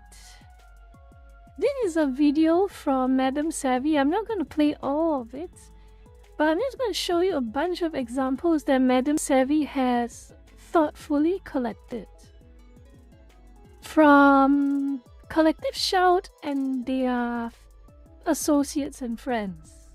Basically, Collective Shout and their 13 or so volunteers, whom likely also have their own social media account, and I'm sure it is one of these people. Let's give it a listen. She's upset over something she doesn't understand. Mirroring the previous woman. And this time, they allowed her to wear a skirt, although still topless, because apparently using women's bodies to sell products works, right? Before that, Madame Savvy, I hope she does voice acting. I would definitely, if she voices characters like in voices, you could hire Madame Savvy to do voice acting for Genshin Impact. Mihoyo, you should hire Madame Savvy to do voice acting for Genshin Impact. Seriously. She can do voice acting. She really can. Looks like they haven't read the research that shows ads with sexual objectification don't actually sell more products. Oops. Just a bit of sexploitation courtesy of Mayo. Using a woman's naked body to sell perfume. Let's wrap her in a ribbon as if she's an actual object. Even Air France does it. For only €49, you can book pretty, innocent, seductive, and naked Florence. I think It Depends could have gotten the message across without zooming in on a girl's half-naked body. Keep in mind, the target audience for Depends is older women. No girls were involved in this.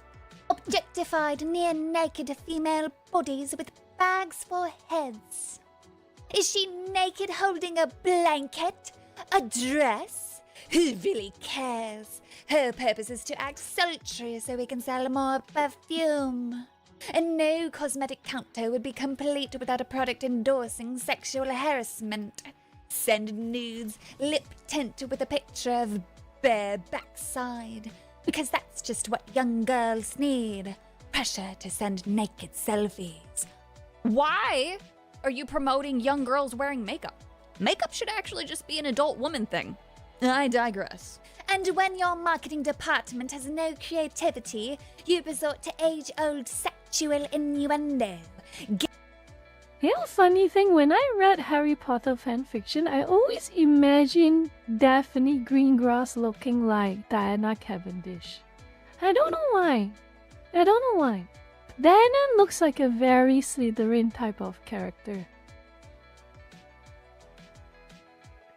Yeah, I really don't know why. Daphne Greengrass is actually a pretty popular character to use in Harry Potter fanfictions.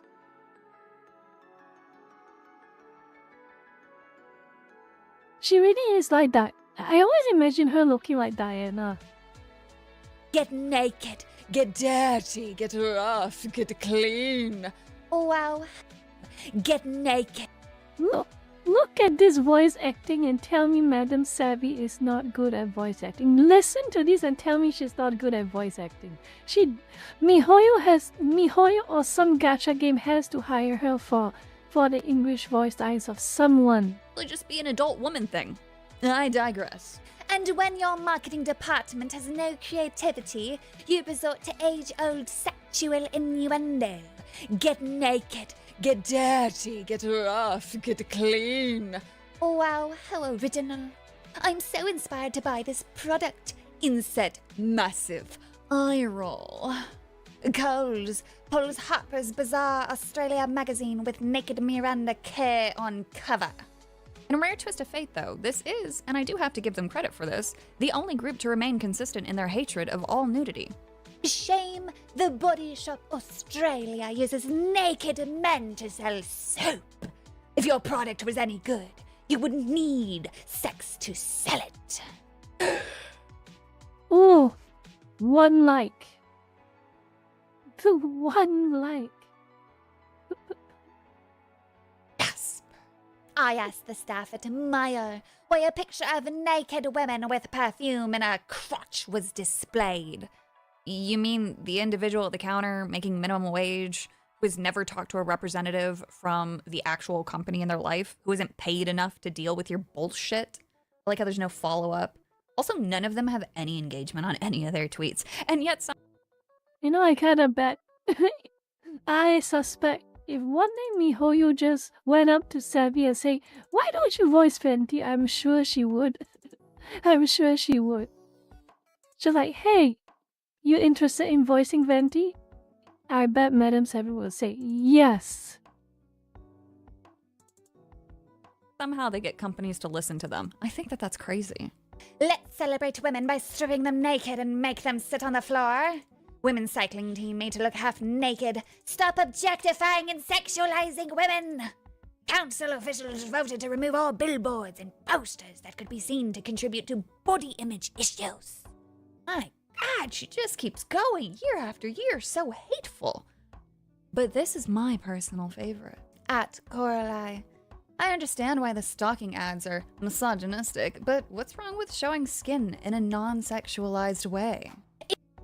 What a reasonable question. It's the cumulative total of using naked and or sexualized women's bodies in marketing that is harmful. Interesting. They want the Sharia law of advertisement and fiction to be the deciders of what is and isn't okay. Why do they think that they deserve so much power? Why doesn't the Muslim man or the Chinese dictator get to decide? Why should they be elected the moral arbiter? My most holy of late Nan, a pious woman through and through, would tell them that they are being whores for showing any skin. So why are they being listened to over the wisdom of my Nan? But that last tweet, that's exactly what this is all about. It's the total use of naked bodies in marketing that is harmful. They are against all nudity, which means all movies and games and content with anything spicy they want sanitized. The witch. Listen closely to Madame Savvy's observation, and you will see something very interesting. Sure, GTA, Mass Effect, all these games with a bit of fan service, all anime, all of TV. However, there's not a peep trying to get payment processors to sever ties with Hollywood, where actual rape and pedophilia run rampant behind the cameras.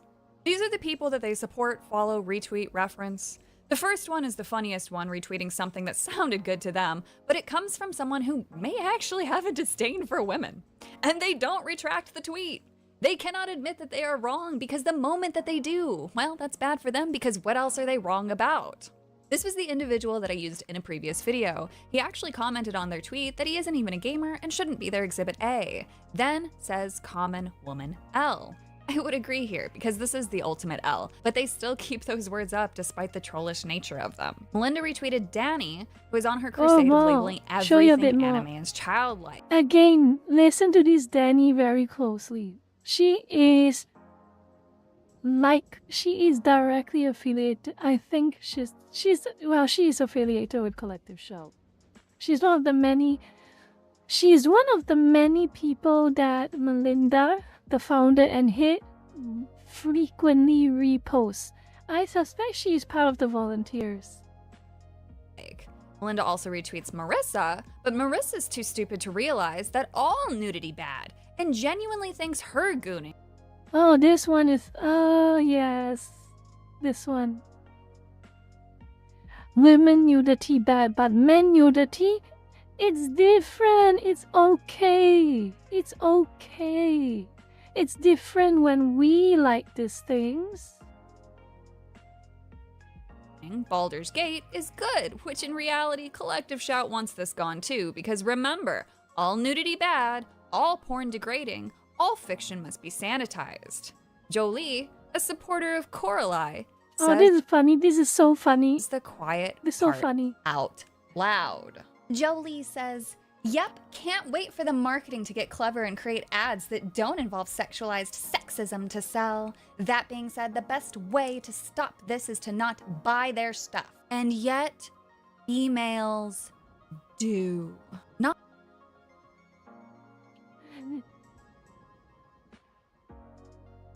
That implication is a sledgehammer. I'm sure, Lurkers, I'm sure that implication is a sledgehammer. They just admitted to themselves they are directly going against the interests of other women. They blatantly say it. They admit it. They admit it. They think it is, and they think it. They do not know that they have just made their own biggest self own. Again, this is why men and women do not like this collective shout group. But let's see if there's anything else worth watching. Oh. Well, Madam Sally's entire video is worth watching. To be very clear, it is so worth watching because she really delves deep in a lot of extra things from this collective shout group. A lot of them are what I have covered tonight, but a lot of a little different things that were not.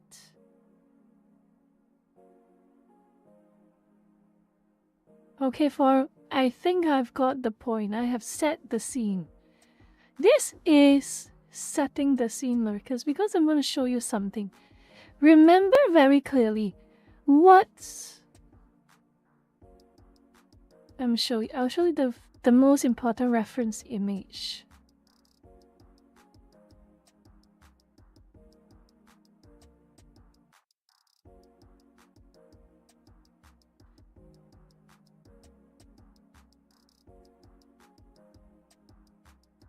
Let's use the Grok one. Let's use the Grok-chan one. Where's the Grok-chan post? I don't want to go back to Twitter to look for it.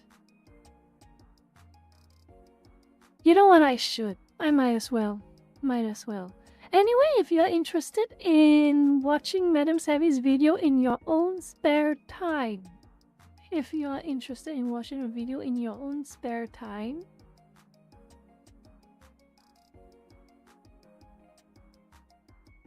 I will link it to you. Okay?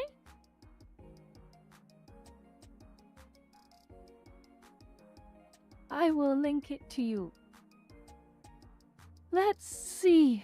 Let's just find that Grok post. I might as well just show you that post because it is very important to set the scene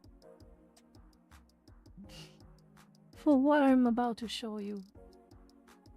If you haven't followed me on Twitter, or you missed that post for one reason or another, hold on a moment while I look for it.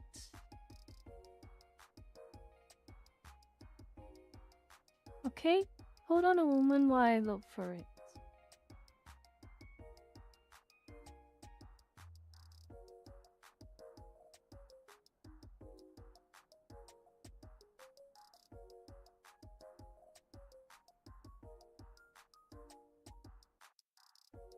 I'll give a few exhibits. I'll show you a few of them.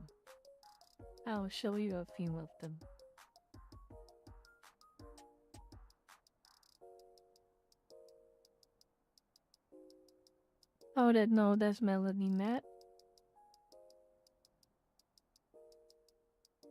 There we go. Splendid. Now I can set the scene properly. Alright. And now I'm going to open the punchline.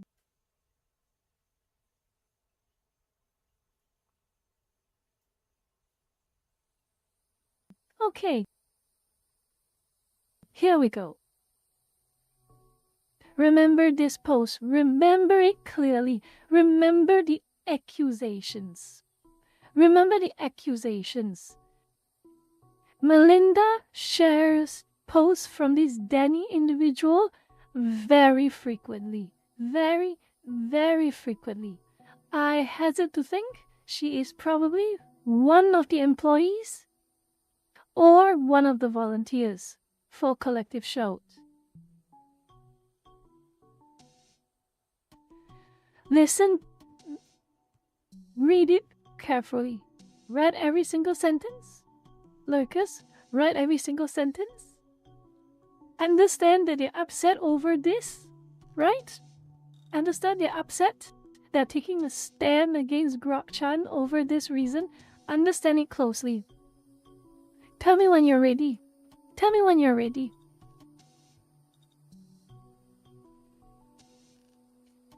Tell me when you're ready. Tell me when you've read everything and understood it.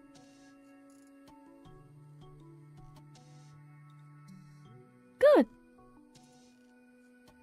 Compare and contrast.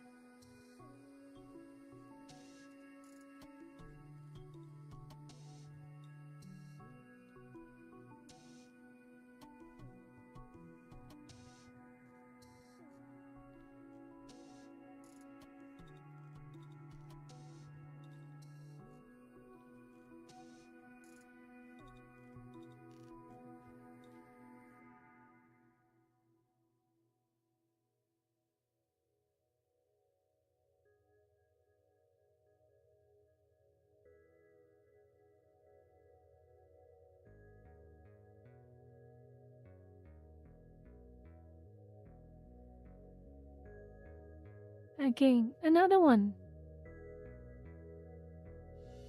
Again, targeting Grok-chan.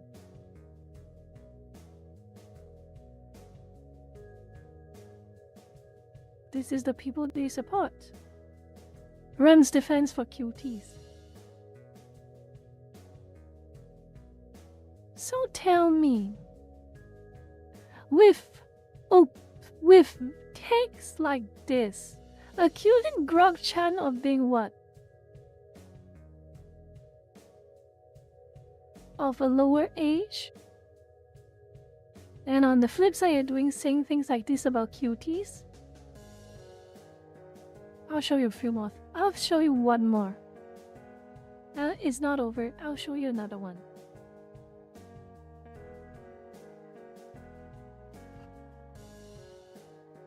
Oh yeah. Credit where is due. Credit where is due. They didn't delete the tweet. They did not delete the tweet. If you want to archive that tweet in case they do, be my guest. If you want to archive this tweet before they do delete it, be my guest. Because it's only a matter of time till someone deletes it.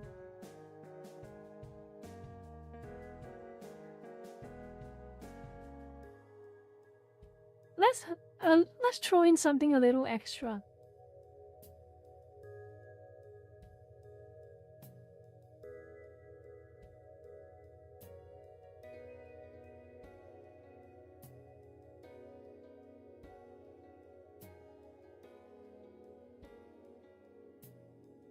The own co-founder and head of the collective doubled down.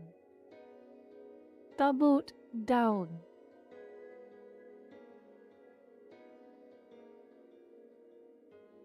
And I've taken the liberty and the unpleasantness of reading this Facebook post. Okay? She linked to a wall of text of a Facebook post. Let me see if I can find it. This one. She wrote this wall of text on Facebook. I don't expect any of you to read it in its entirety. And I won't blame you if you refuse to read it in its entirety, so I've taken the liberty to sum it all up for you, okay? I've taken the liberty to sum it all up You can read for yourself if you want to torture yourself to verify whether what I've said is true or not, but summing it all up, the reason she defends Putin is because what about ism? Literally. That is literally. What about the child beauty pageants? What about this? What about that? What about this next? What about this next abusive action? What about that next, the other abusive action? That is literally. No. What? Oh, yeah. Oh my god. No, as long as Putin's speech.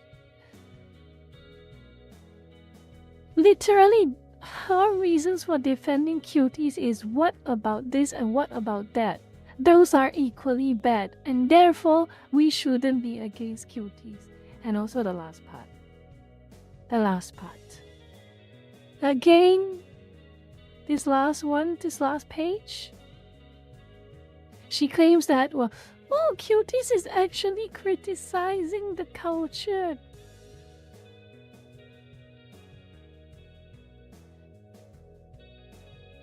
Oh, cuties is actually calling out this culture, calling out this bad behavior. Oh, you got it all. You misunderstood it, everyone. You misunderstood everything. Cuties is just saying all of that is bad. Alright.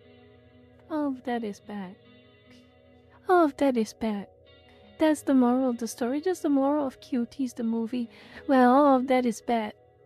While you have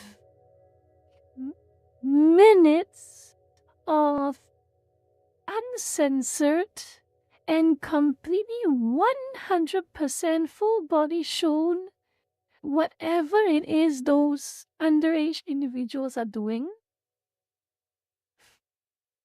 I have never watched Cuties, but I have heard people who watched it. I have read about people who watched it. Those who support it and those who are disgusted by it after watching it, they say the same thing. They say the same thing.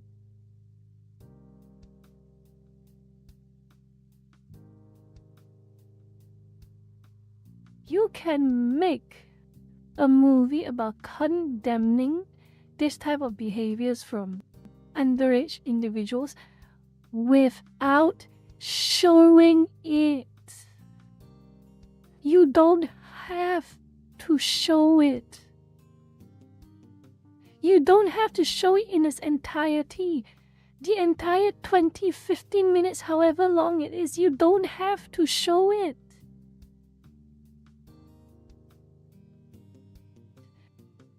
An audience will understand.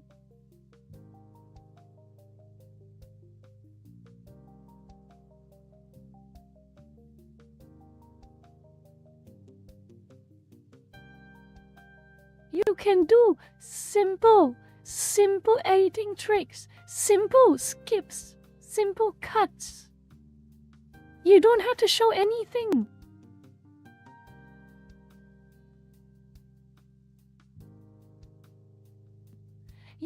Your argument would hold so much more water if you actually didn't show anything. But you did. You showed everything. And not just that, by the way, it's not just that. Not just that. Not just that. Not just that.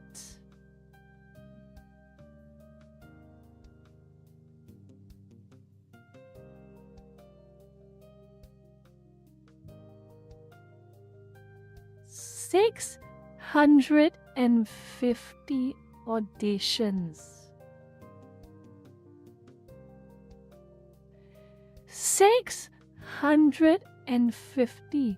The producers and the director watched auditions for 650. young individuals doing whatever the hell they were doing.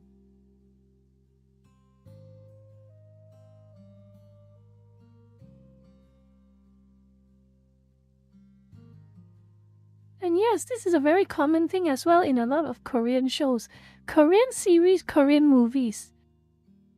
Adults play the role of teenage students. 30-year-olds playing the role of 15-year-olds for the purposes of various movies and various series. South Koreans know. You have to be very, very careful when you cast literal children into movies. A lot of countries know that you should be extremely careful in what roles you cast children in.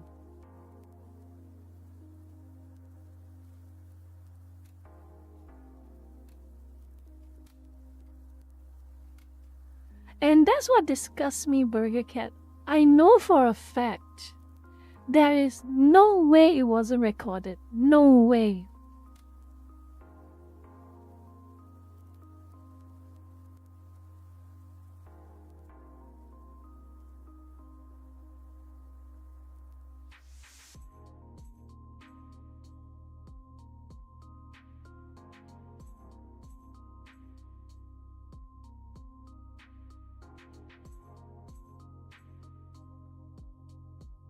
And you know what's even more disturbing? I am pretty certain. I may be black. I may refuse to be black-pilled, but I am realistic.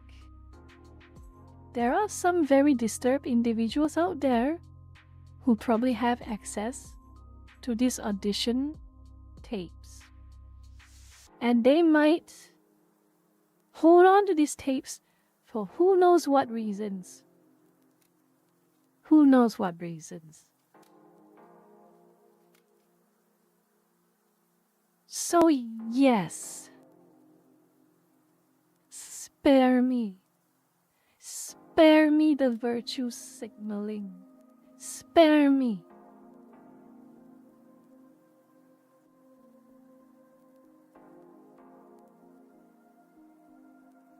Spare me the virtue signaling collective shout. Spare me.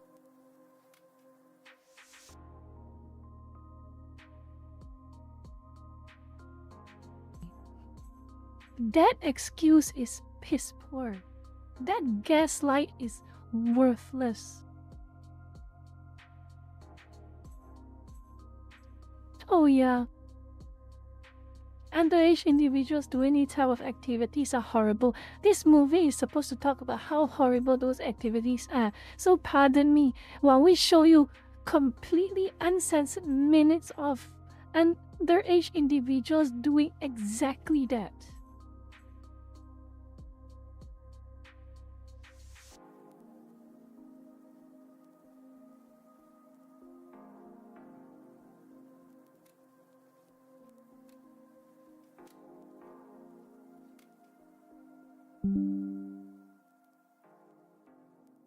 Oh my God, spare me.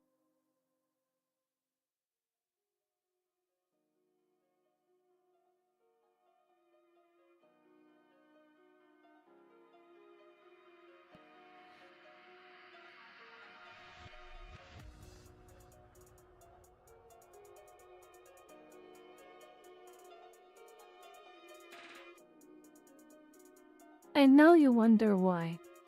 You wonder why.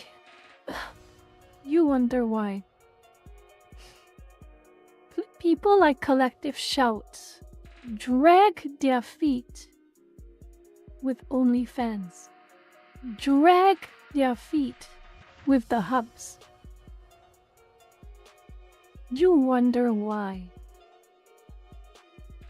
You wonder why they only target fiction. You wonder why they only target that random developer living alone in an apartment developing a game.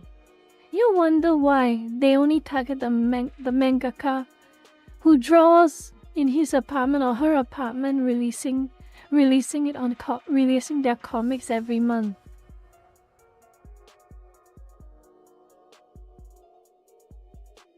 Because it's an easy target, it's a convenient target. It makes you look good. It makes you look so good. While you throw the blind eye, you don't care about the actual things.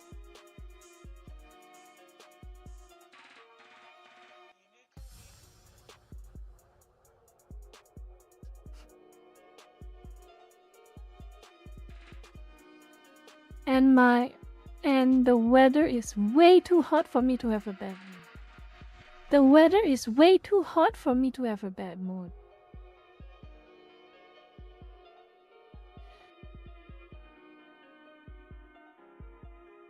My bad mood is just going to make the temperature a lot higher, and I am not in the mood for this.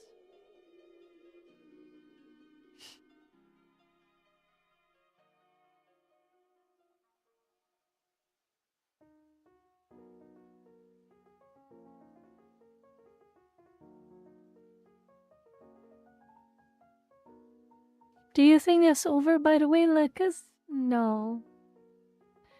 This might be the worst. By far. But it's still not over. Because something new just happened. Okay?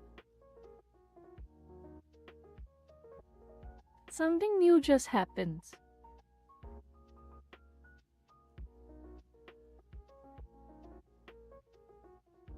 So.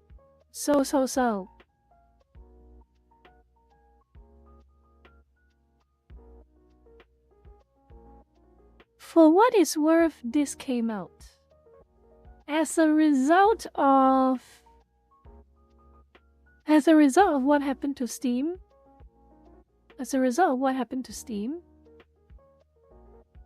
And with the payment processes. I know, change.org. Change.org, don't hold your breath with change.org. Yes. I don't hold your breath with change.org. I know, but this is a symbol. This is a symbol. It is a collective shout. An actual, unironic, literal collective shout against MasterCard, against Visa, for doing what they do to fiction. The true collective shout. 19,000 signatures and counting. I will post the link if you are interested. If you have a change.org account for one reason or another, I guess you can drop a signature if you want to. You can drop a signature if you want to.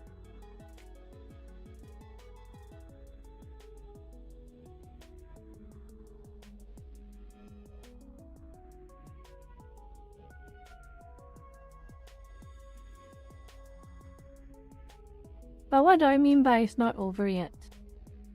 Let me show you something.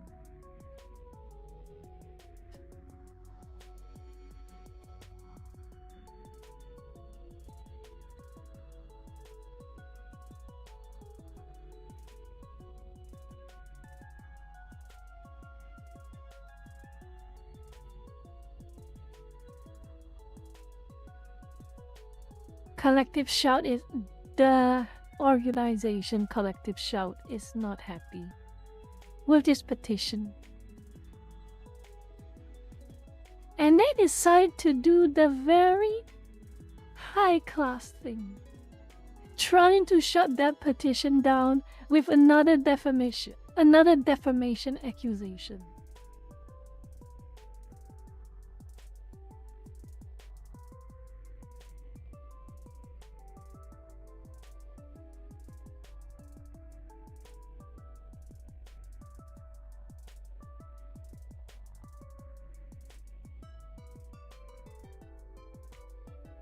the class in them. I guess they're doing what they tried to do with this random account who started this petition, which I will name. It is Zirioko, who opened this petition, trying to do the same tactic they did to that feminist blogger.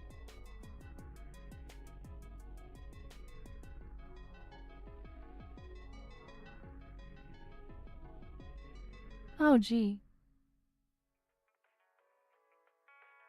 They are not happy. They are not happy with this petition. Well, a little bit of a fun fact, a little bit of some useful information for you collective shout. A little bit of useful information for you collective shout. How can you call this defamation when you literally gloated about it? How do you call it defamation when you literally did what the petitioner said you did?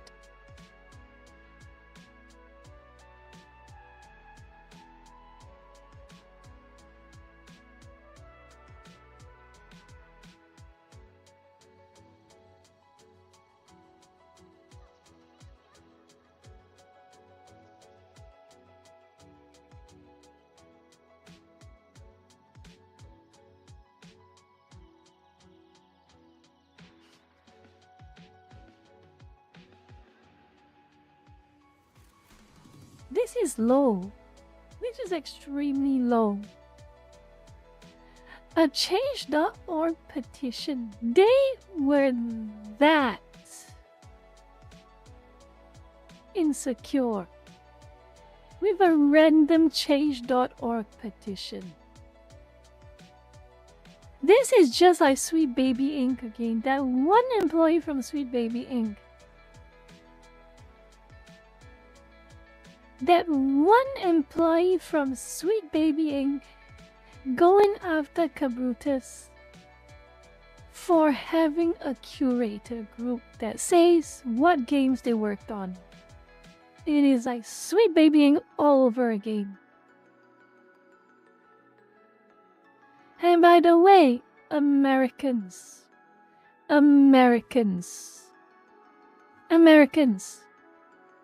know your rights.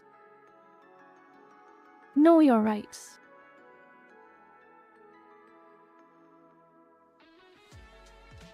Section 401, Fair Action to Banking Act.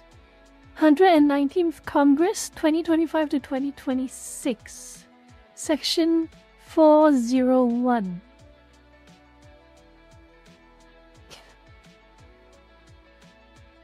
This bill places restrictions on certain banks, credit unions, and payment card networks if they refuse to do business with a person who complies with the law.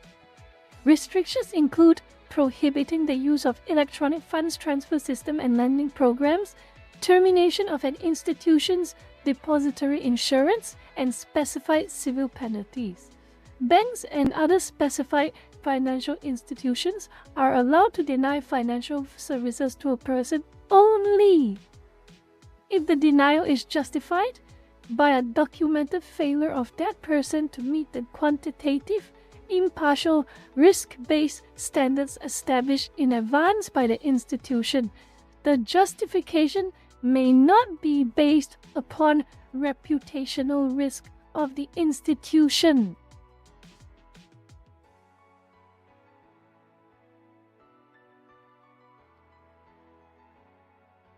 Let me show you again.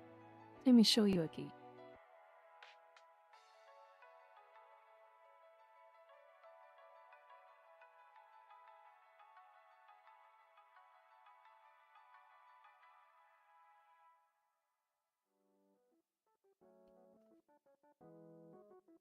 Which means this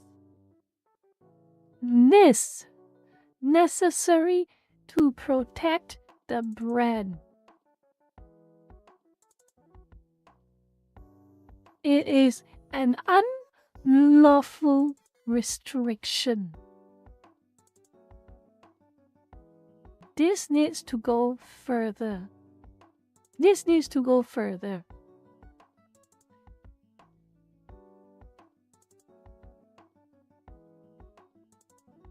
If you are an American, push this bill. Pressure your representatives. Pressure your senators. Anyone in your district. You voted for that person. It's time to call that favor in. Tough time for them to make their promises. Time for them to keep their promises. Push this bill.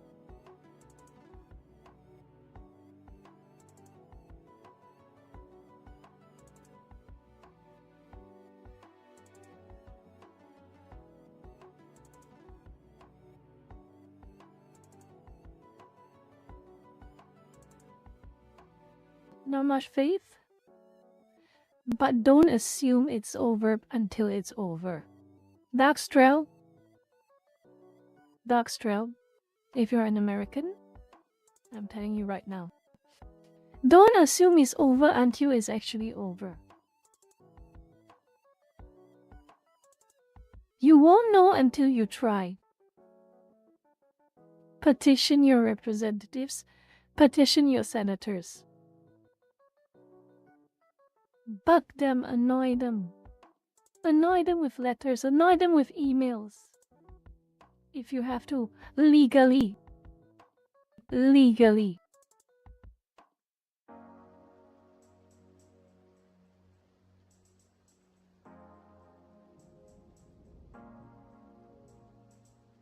Oh, you're proud, sweet.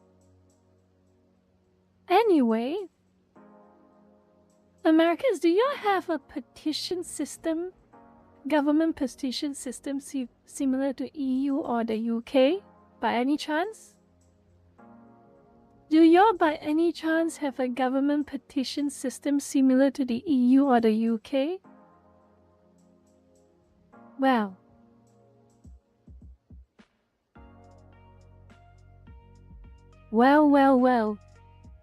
you have to try. If you do not want one fine day, Blue Archive gets delisted from Steam. One fine day, Nikkei gets censored. One fine day. Your Zealous Zone Zeros.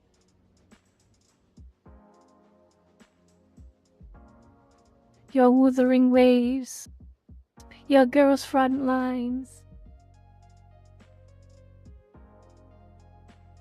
They just disappear from Steam one day.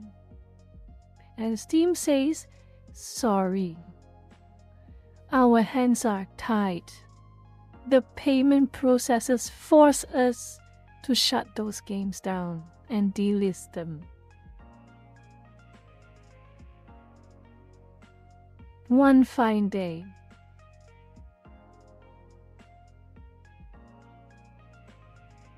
One fine day you will wonder why it happened. And then you realize the payment processes force Steam to shut it down. The payment processes want everything gone.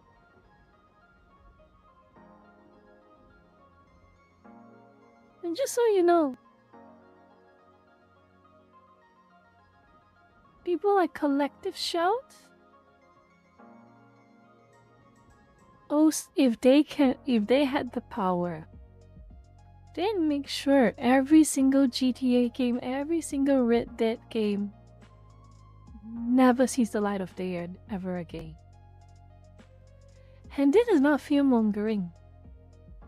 You saw what they think. You saw what they think. You saw what these payment processes do. And you saw the excuses they made to explain what they did.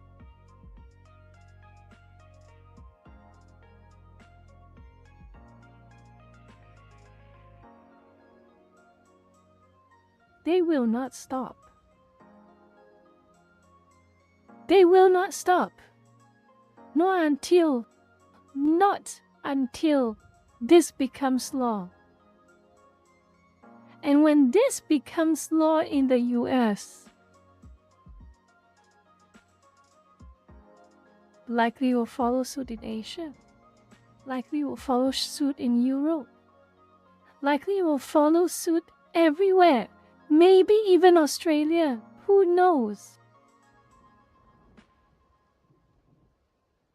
You will never know until you try. Lucas, you really will never know until you try.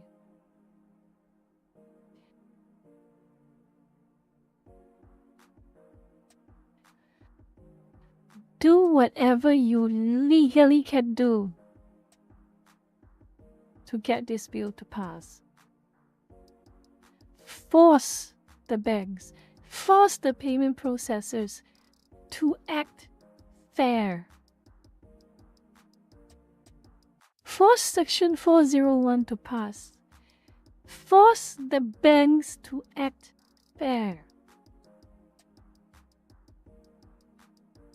Or else it is a slippery slope. Not just slippery, by the way, on an even higher incline. Almost 90 degrees incline. It's not even a slope anymore, it's a cliff.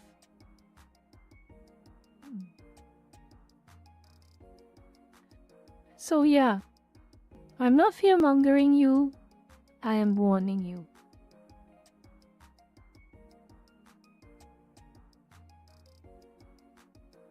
The best I can do as a non-American is to tell Americans to do your best.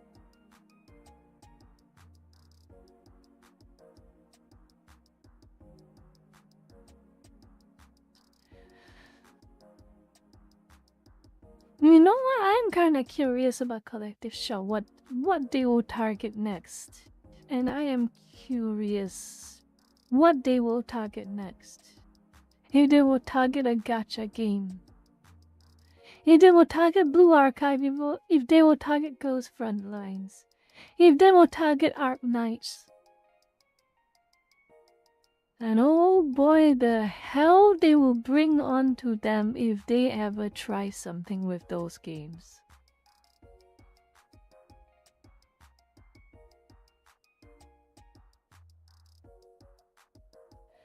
Sadly, they are going after everything you saw. But for some reason, they're not going to go after OnlyFans. For some reason, they're not going to go after cuties. But everything else? Yes.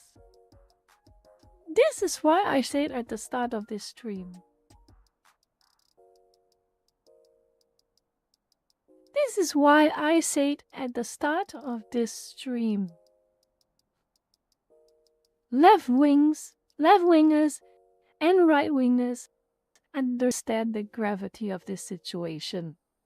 It is not about petty politics of, oh, this thing is right-wing and bigoted, or the other part, oh, this is woke and libtard. No. Because at the end of the day, you will have no flame wars. You will have no mutual insults. You will have no blood sports. When the content you're having blood sports over are censored and silenced. When you will have nothing to fight over.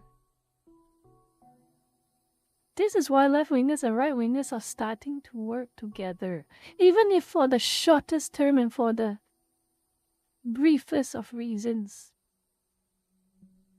It's something. And to show you how something it is, I want to show you a shocking news. Quite shocking to me.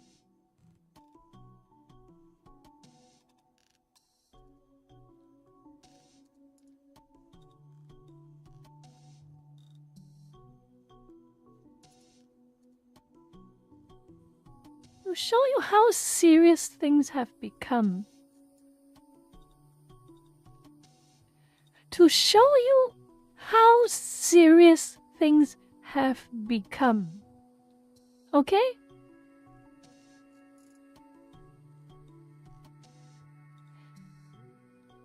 Macaroni in a Pot wrote an article for Vice. And to my absolute shock, Macaroni in a Pot are in alignment with right-wingers, with moderates.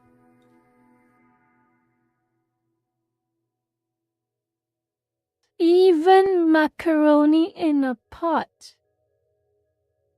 is standing up to this.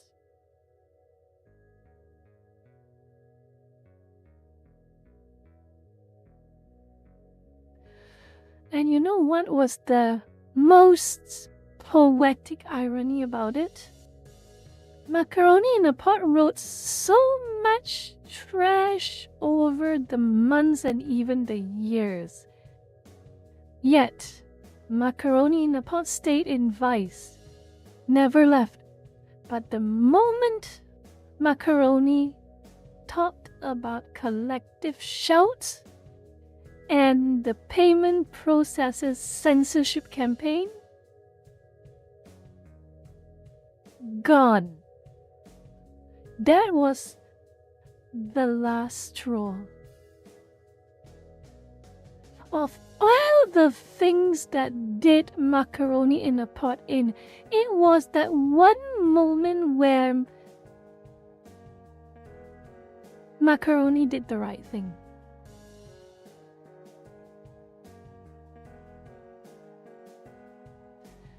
The broken clock is right moment is the moment it was too much for Vice.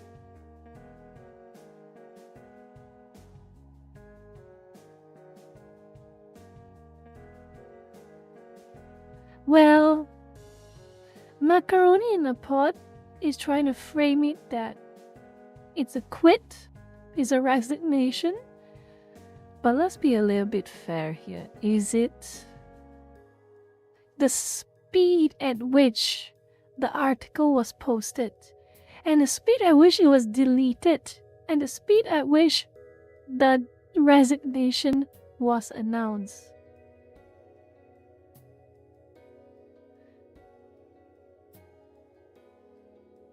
Oh, no, Sadie. Vice is not having. I don't think Vice is having status at this point on. It is, but this is the irony. And this, of all the news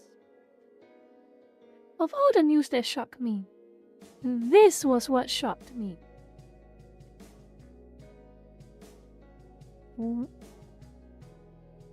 Macaroni stood up alongside everyone else. Out of all people.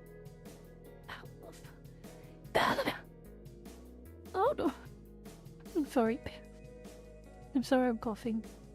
Out of all the people who chose to fight back, it was Macaroni. And the hilarious irony is that this is the article that did Macaroni in.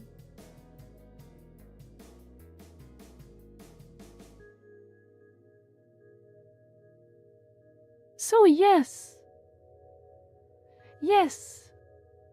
really.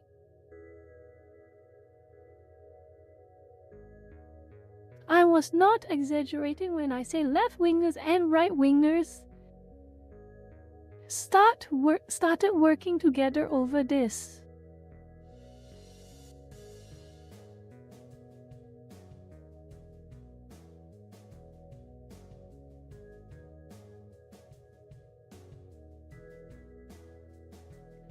It goes to show how serious things have gotten. It goes to show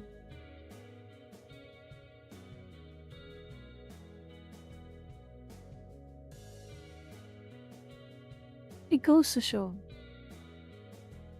how serious things have become. I am glad Collective Shout is loud about this. I am very glad. I'm glad they're gloating. I'm glad they're making a fool of themselves publicly on the internet. Because the more they do that, the more people will find out. And the more people will find out, the more it becomes a bipartisan issue. The more it becomes a bipartisan issue, the more we have unity. And when we have unity, we have numbers. And when we have numbers, they start to get afraid. The payment processors, the collective shouts.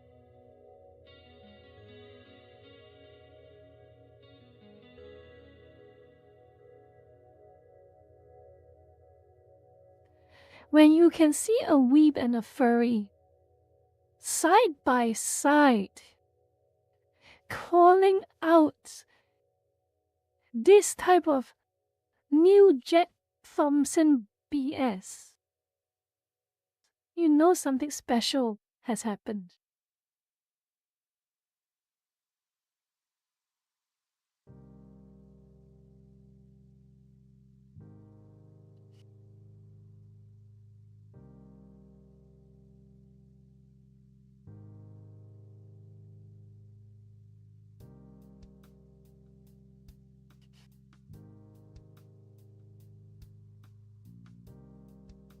Well,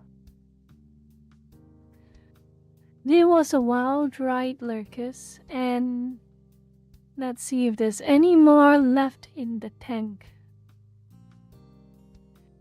Let's see if there's any more left in the tank. A few more left in the tank.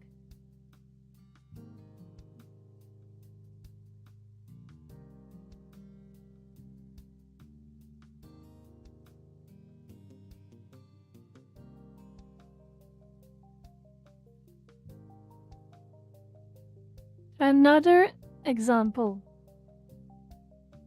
I've been using a lot of moderates and a lot of sentries, a lot of right-wing examples. Time for a left-wing one. This account, leftist. Recognizing the threat.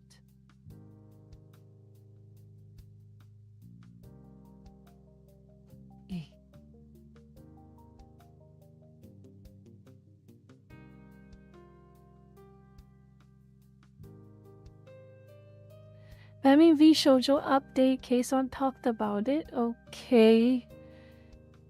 But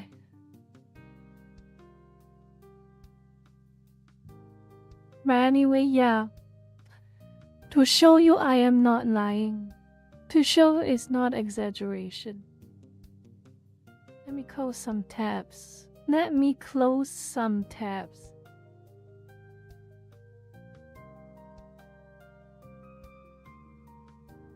Sadie, at some points in time, tribalism can only go so far.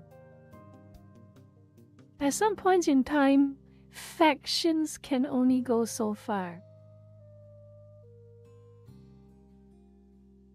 When you face a serious, almost existential crisis, because let's make no mistake here, collective shout is an existential, in my opinion, okay, Lurkers? In my opinion. For legal reasons, it's my opinion, okay, Lurkers? For legal reasons, it's my opinion. Collective shouts is an existential threat on any hobby, on any video game, on any comics, on any books, on any cartoons, on any anime, on any manga. Anything that's so much as arbitrarily deemed problematic by these people. They want it gone.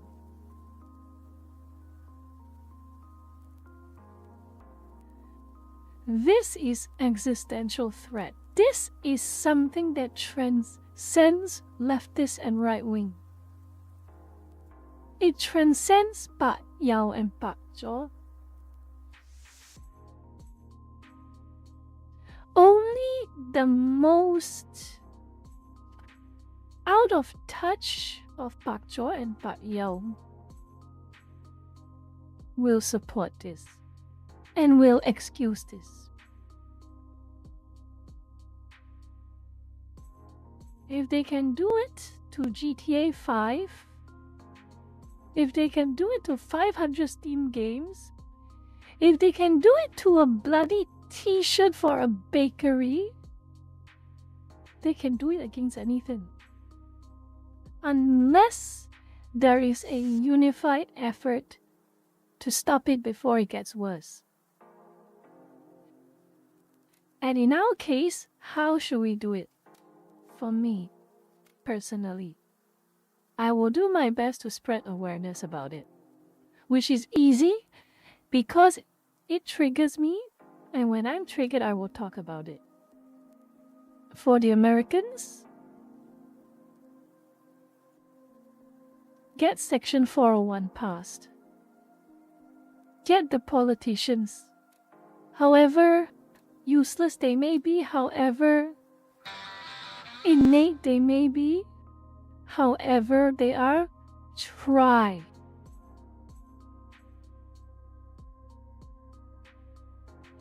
Try. Do not assume you fail until you try.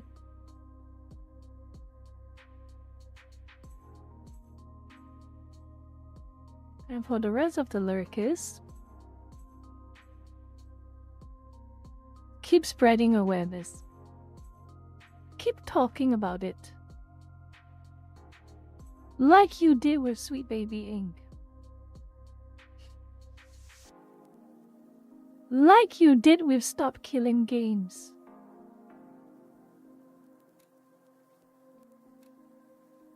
Never stop talking about it until it's over.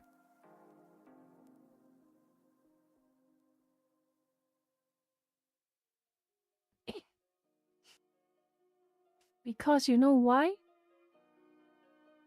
I don't think Collective Shout is going to stop. I don't think they will stop.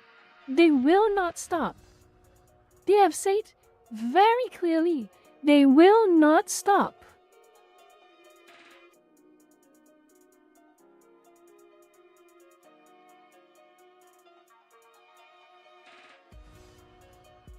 So this is why I made this my thumbnail.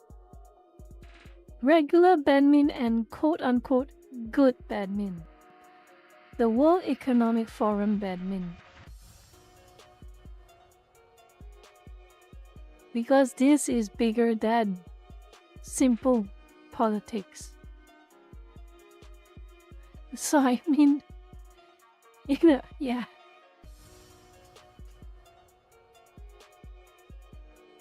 This is bigger than simple politics.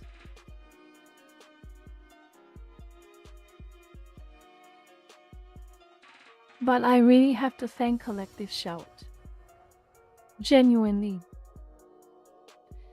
For making themselves so public. So loud.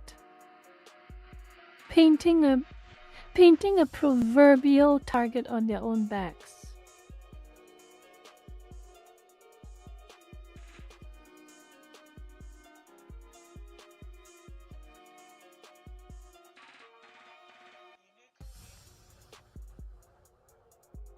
I think we have a good few days, weeks, months to see how this plays out. The petition, like I said, don't hold your breath. Don't hold your breath on this petition. But if you can, sign it.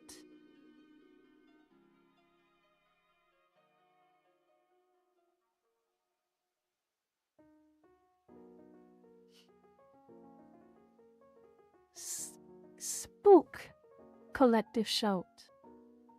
Spook the payment processes. Ideally speaking, yes. We want the laws to stop them from doing whatever they think they can do. Until then, every little bit helps. And when I talk about every little bit helps, some things could change for the better. Could. It is in its infancy, but better now, better than nothing, right? I'm going to show you something.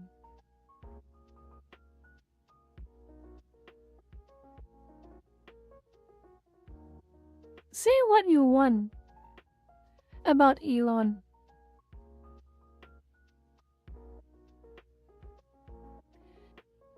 Say what you want about Elon. When he makes comments about things like this, chances are he will likely go along with it. He will let it. He will push it.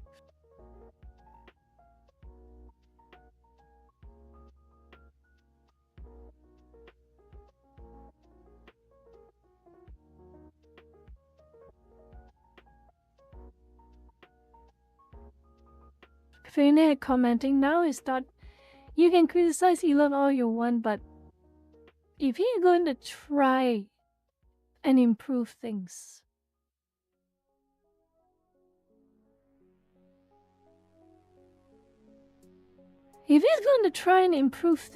let him. Hopefully it's for the better. And worst comes to worst, it's competition.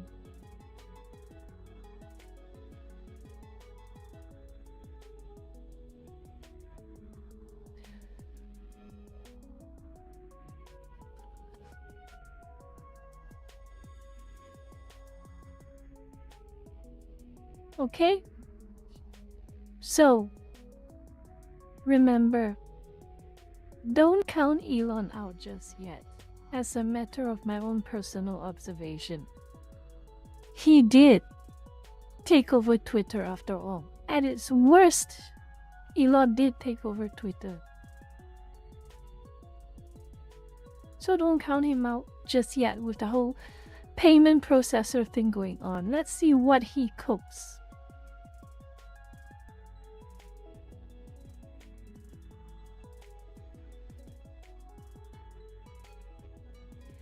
Social downfall stream. Okay, fine. We're done anyway. Okay, we're done anyway. Let's spend a few minutes and have a look. Case on, right?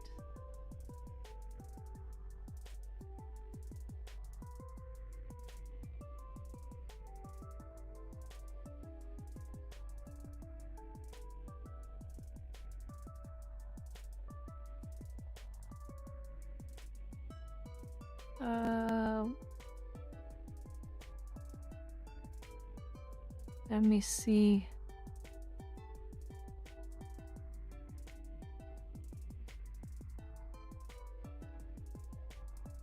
Is she still live? Members only.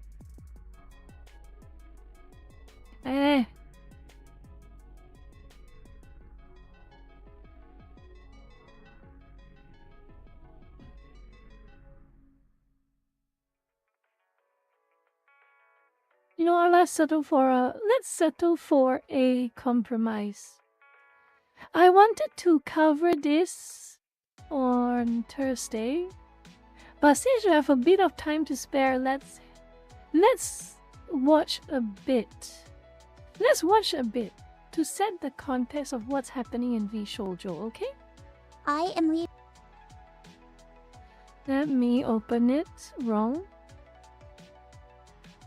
To set the context. V Shoujo.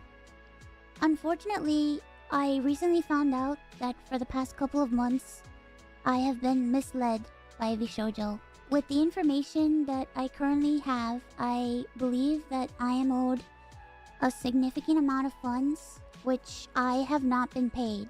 And most importantly, the thing that hurts me the most is that the Immune Deficiency Foundation... They are the founders of V Shoujo, Iron Mouse, Silverveil, and Melody. They are the big three faces of V Shoujo. which is the most important charity to me, and also the reason why I'm here today, is owed over $500,000 from V Shoujo. I know that this is a lot, and it's very important for me to be honest with all of you. I really want to tell you everything, but unfortunately right now, I have been instructed by my attorney to wait for more of the legal procedure to unfold. So one day, I will be able to tell you the full story. But for now, I just need to let you know that I will no longer be a part of V Shoujo. If you give me a moment of your time, I just want to tell you a little bit about myself. I know for a lot of people right now that this might be the first time you were ever watching me. I became a VTuber because I really wanted to make friends. I was very lonely due to the fact that I have a primary immune deficiency disease called CVID. I basically have a low to near non-functioning immune system, which means I get sick a lot, and it caused me to remain isolated for long periods of my life. So then I found streaming, and I thought about giving it a try because I wanted to see if I could make some friends online, because I honestly couldn't ever leave my room. I never really expected to grow an audience or anything. It was one of the last things on my mind. I just thought that I would stream to, 5 to 10 people and just hang out from time to time, make some friends, play games, and just continue on with my life. But I scared to stream with my face. So a friend of mine recommended that I try an app called FaceRig that would allow me to use an anime avatar to stream, and that's how I started VTubing. It took me a while to take it seriously and even begin to think about maybe being able to grow a community and even make this a career. I think I really started to take it seriously around the time when I was approached to join V Shoujo, and it was through V Shoujo that I was able to grow into the Iron Mouse that I am today. When I was approached in 2020 and asked... Yes, indeed, she is a founder member, alongside Silverveil and Melody.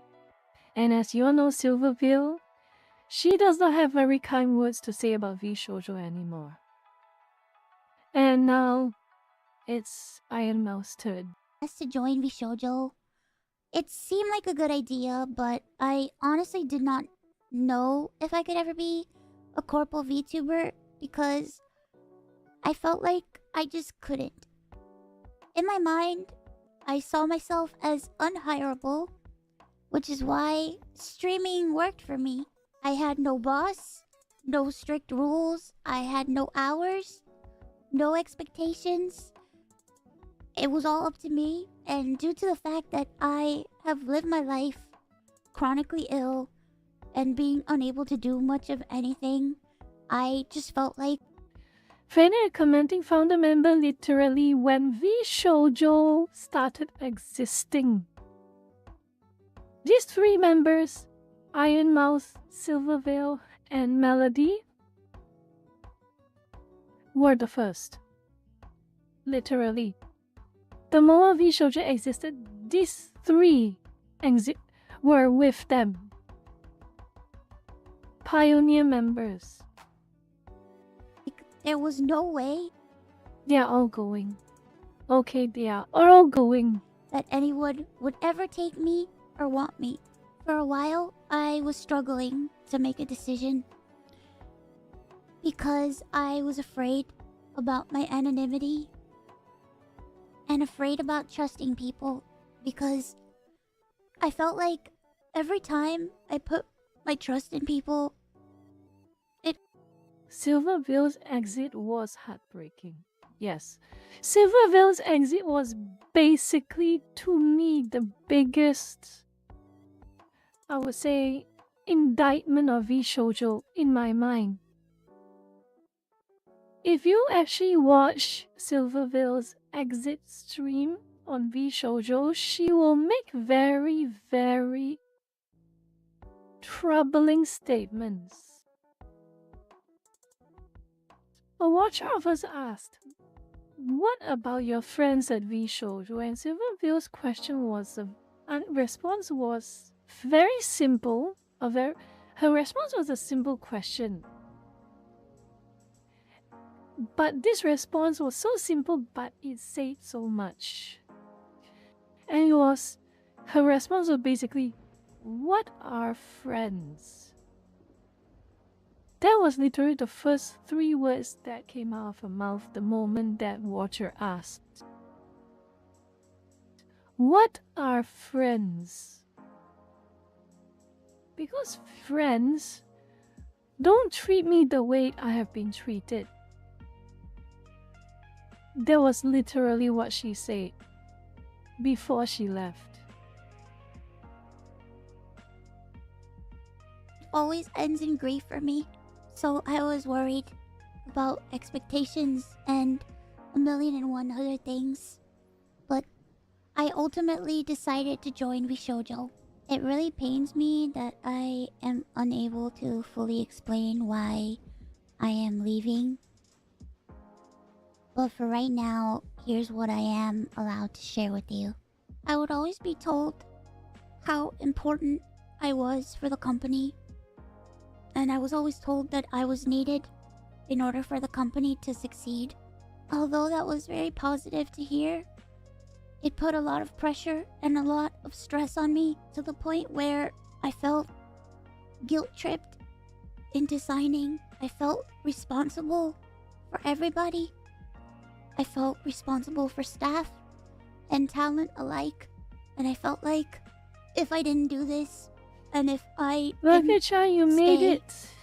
I was hurting everybody, and I was destroying everybody's life. But this didn't feel right with we me. went through a lot of things with I began Collective to feel Shout. extremely Now we're at uncomfortable. As my we're viewers spending the know, last few minutes privacy has always been uncovering what's one of my happening at biggest V-Shoujo. concerns. I've had a lot of scary experiences in my life. So one amazing thing for me was the fact that Vishojo handled all my payments, and it meant that I never had to give out any of my personal information. So that was always a blessing to me. As time went on, I decided that I wanted to try to start pulling out my remaining funds because I wanted to start taking over my own finances. This is what led me to this point. Throughout the years, Connor and I have raised around $4 million for the Immune Deficiency Foundation. The majority of the money raised is through Tiltify at events like the Cyclothon, the charity auction, and other miscellaneous events that we've had. However, because of the success of my first subathon, I decided to donate half the earnings of my following 2 subathons to the Immune Deficiency Foundation. The first time I tried this, it worked great. Over 200,000 people supported me, and because of that, we raised over $329,350 to the Immune Deficiency Foundation. Because the money came from my Twitch revenue instead of a Tiltify link, it required Vishojo to make the donation on my behalf. They promptly sent the payment, and the subathon was a huge success. So I decided to do it again the next year. My last subathon was one of the biggest events I've ever done. The support was overwhelming, and I ended up getting over 300,000 subscribers and breaking the all-time sub record. But this also meant that we had raised $515,000 for the Immune Deficiency Foundation. I once again asked Vishojo to make the donation on my behalf. But unfortunately, still a year later, Vishojo has not paid the charity. The Immune Deficiency Foundation means the world to me. It's like Open Hand Foundation all over again. It's like completionist all over again. I am starting to suspect. Connor and I have both spent a ton of energy, time, and resources raising money for charity. And we're both so proud to be able to say that we've raised nearly $4 million for charity. We almost always raise money for the Immune Deficiency Foundation. They help people with primary immune deficiency diseases, or PI, which are inherited disorders where a part of the body's immune system is missing or doesn't function properly, which makes people like me... And I can very understand the thoughts running through her head. This charity is extremely personal. And this level of betrayal for something so personal always unforgivable. It is a very reasonable crash out to realize this. more prone to infection, and this includes over 450 different conditions. The Immune Deficiency Foundation is a charity that is near and dear to my heart and has a particular significance in my life. When my health first started getting really bad, the Immune Deficiency Foundation helped me immensely when I really had nowhere else to turn. I was terrified, I was lonely, and I was confused. I honestly didn't really know what was going on, and I never ever want anyone else to go through that. This entire situation has broken me. I just wanted to do something good and to give back to a community that helped me. But unfortunately, I can't. So, to recap, I believe that I am owed a significant amount of funds, which I have not been paid. And most importantly, the Immune Deficiency Foundation is owed over $500,000 from Bishojo. I really wish that I could tell you more, but right now, I have been advised to wait for legal proceedings. As of right now, I am an independent VTuber. I am at a loss of what to do right now. I'm kind of processing everything. I'm very sad and very confused. Once again, I want to apologize to the Immune Deficiency Foundation and to my community who has shown so much support to me. I also wanted to say that all the ad money made from this video will go towards the Immune Deficiency Foundation. I honestly don't know what I'm going to do. Like I said, I really haven't had much time to process this.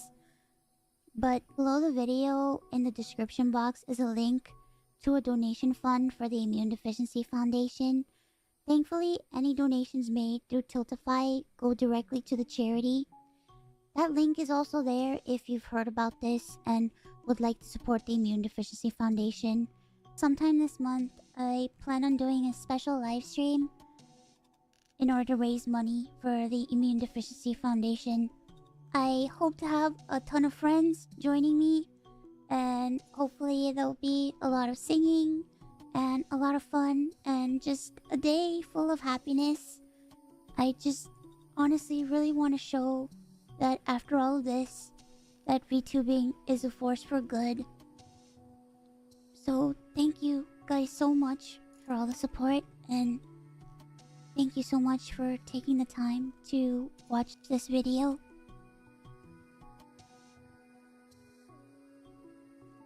How does this happen? How the fuck does this happen?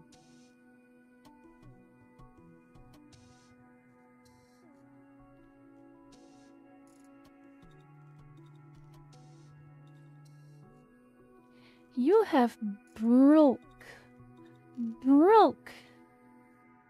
money borrowers who pay up more reliably than this.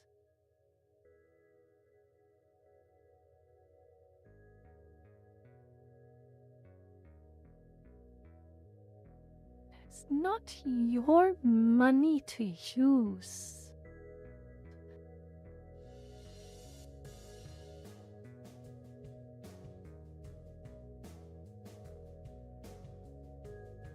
This is both a...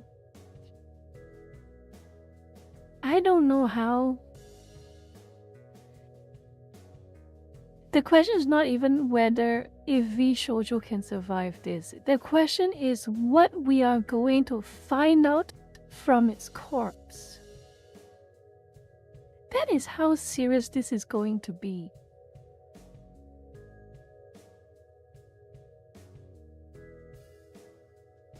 That is how serious this situation truly is. Really. It's not a question of if V Shoujo is going to survive this. It's a question of what are we going to find out when the dust settles, when we have the autopsy.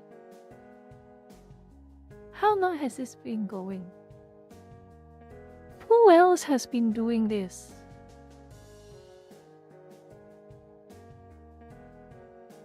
What was running through the CEO's head when he decided this was a good idea?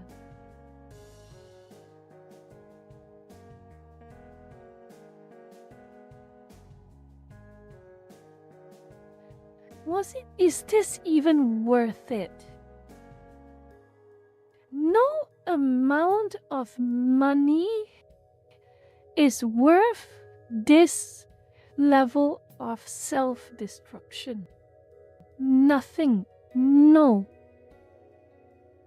No amount of money is worth this level of self-destruction. Your life is over. Your reputation is over.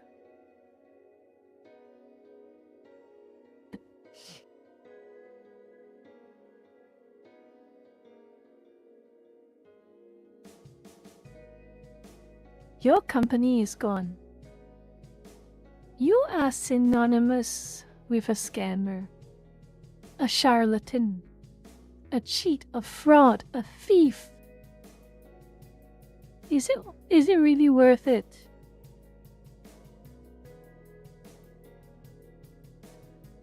I really do not know what we're gonna uncover.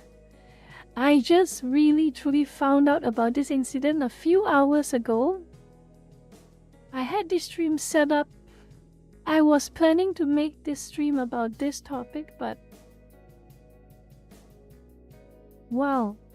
And I don't think I have enough I don't have enough knowledge to truly make a proper stream about this until at least a few days later.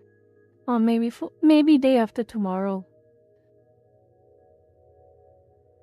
Oh boy.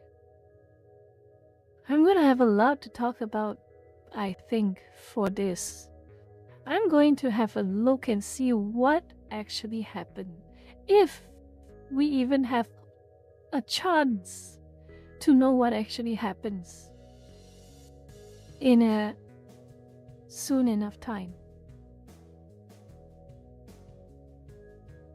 But yeah, this is a perfect start for V Shoujo. This is the perfect illustration. When it rains, it pours. This is a level of self-destruction that I have not actually seen since Enron, honestly. This is a level of self-destruction I have not really seen since Enron. And we know how bad Enron was.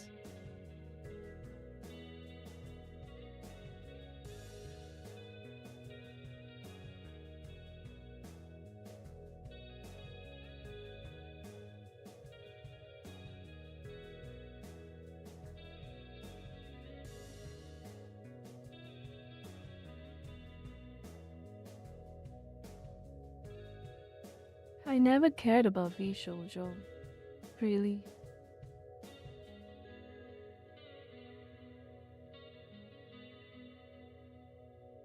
I've never really cared about V Shoujo, and I cared for them even less after what happened to Silverville. But my lack of care became mild disdain and apprehension after Silverville's incident happened. When she left. When she left, and her words still resonate in my mind. What are friends? Do friends treat each other the way they treated me?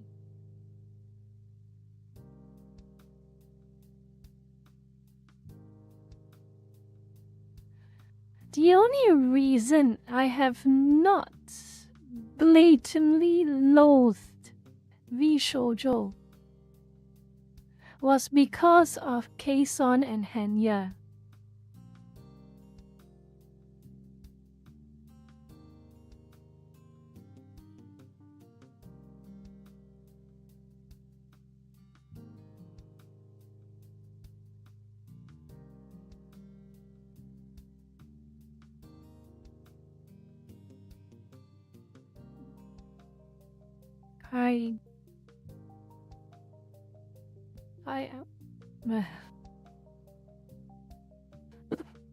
I am already quite mentally drained from my long, deep dive into collective shouts. It was an important topic that I had to make and discuss together with your lurkers tonight. And I do not regret making this presentation and exploring the implications of their actions on our possible future with what we care, what we value, our hobbies, our games, our media, our escapism. And this is just it's like entering. It's just like I want to make it a little light-hearted, but I'll just use a lighter analogy. It's like finishing one buffet and immediately entering another one.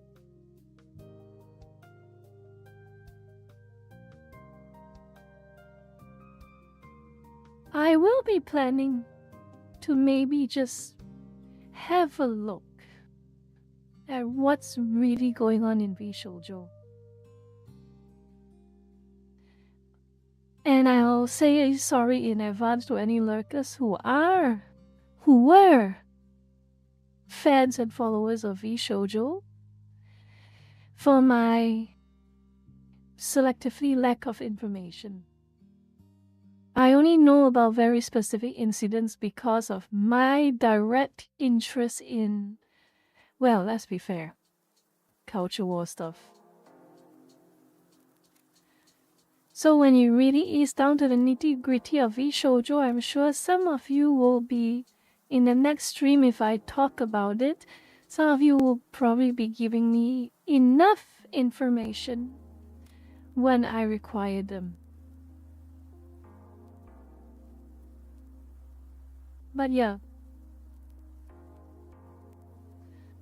V Shoujo and collective shout.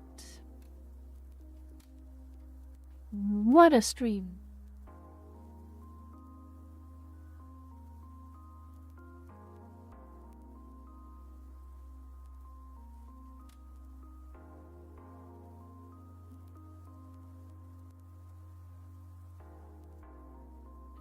I hope I actually get the chance to find that case on interrogation of V Shoujo CEO somewhere on the internet. I hope I get the chance to actually listen to that interrogation. But that might be something I have to do a different day. Oh, linked it?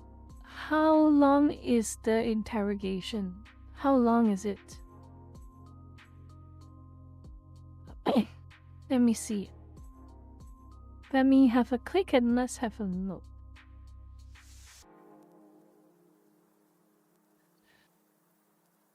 How long is this? 1 hour and 33 minutes. We will not be ready for this. I am not ready for this tonight, in tonight's stream. But thank you, Mo-chan, for sending me this. With a little luck, well, I don't know whether any of you lurkers will be watching it ahead of the next stream, but let me know. Do you want to watch this together for the next stream? Or do you just want to watch it in your own time and we will just talk about it the next stream? Which one do you prefer? I will just make a quick poll. Okay, I'll make a quick poll.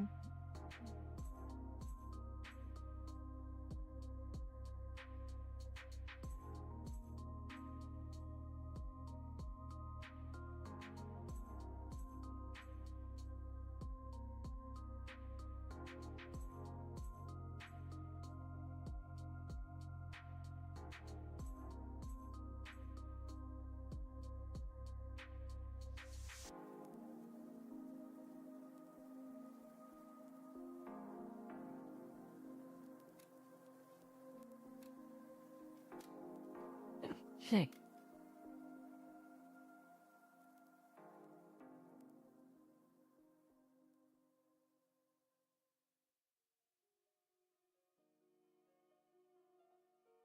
This is going to be a very front and center incident.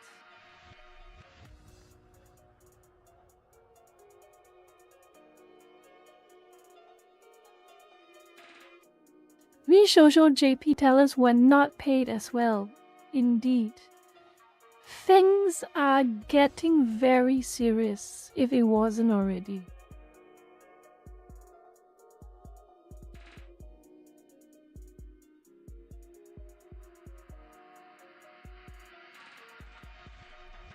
We will have more YouTube posts next month, I expect. George. We will have more YouTube posts next month.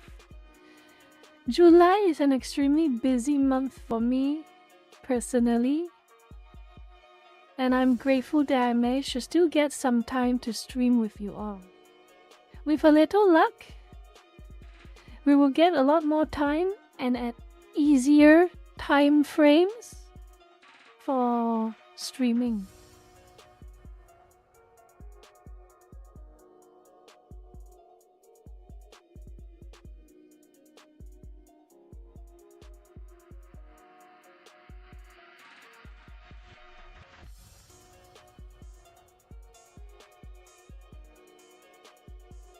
Goodness.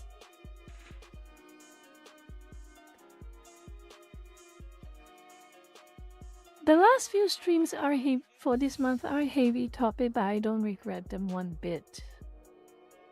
I really don't regret them one bit. And I hope none of you lurkers are put off by it. Especially Sunday stream. I hope you were not put off by my rather uncalled for ramblings.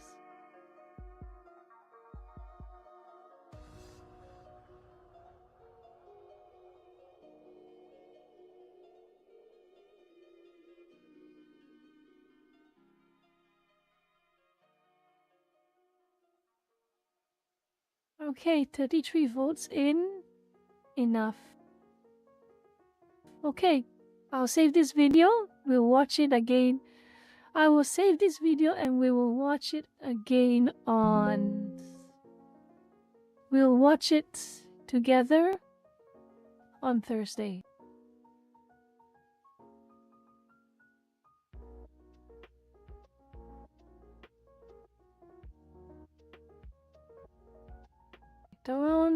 Don't talk to me about the price of eggs. Okay. So here's what I'm going to... Anyway, let me just close this for now. Let me close this for now. Wait. No. I won't close this for now. I've got to show... I need to close some tabs. Hold on. I hope Iron Mouse can get through this well. This was completely unnecessary. Unnecessary tragedy.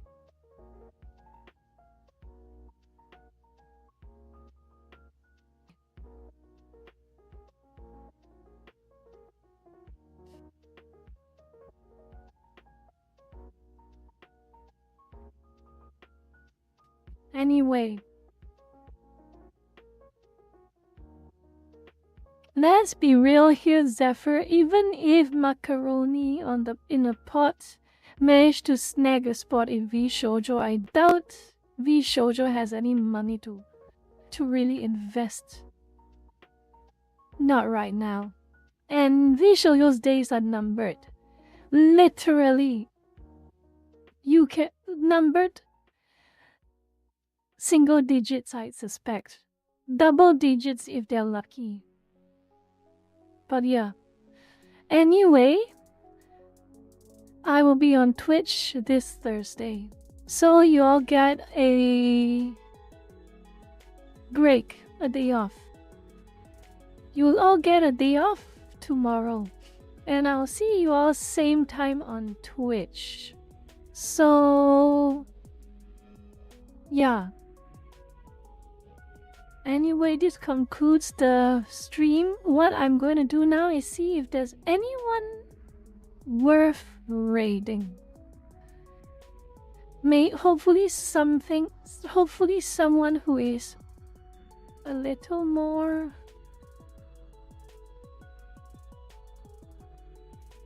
Oh, this is taking a while. Let's see.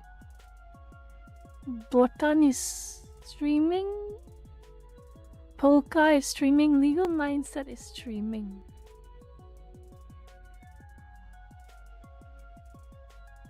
Do you want to go anywhere, or do you just want to rest for the night? What do you want? Do you want to go anywhere, or you just want to rest for the night? I don't think many people are available for raids right now.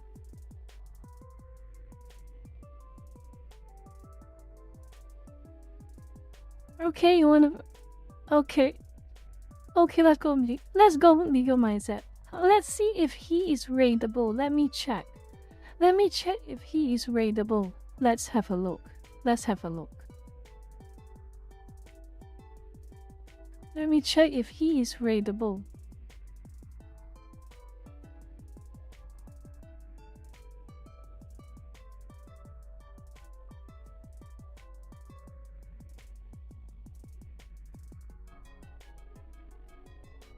Let me check.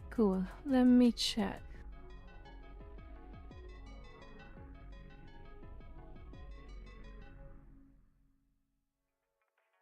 Oh yeah, he is raidable. Splendid. He is raidable, so what I will do is I'm going to set up the raid. And it can be staff or it can be... Okay, it's working. So I'm going to set up the raid and I'm going to end the stream. So lurkers, I will see you all on Thursday on Twitch. It is going to be a loaded stream, I expect, but it's a watch along, so a bit less talking, but still quite a lot of talking considering the topic. But I'm glad some of you lurkers, 51 of you lurkers, made time to join tonight's stream, and I will see you all on Thursday, okay? Have a good night or good day, everyone, and I will see you all on Thursday on Twitch. Take care and sleep well and stay safe. Okay, bye-bye.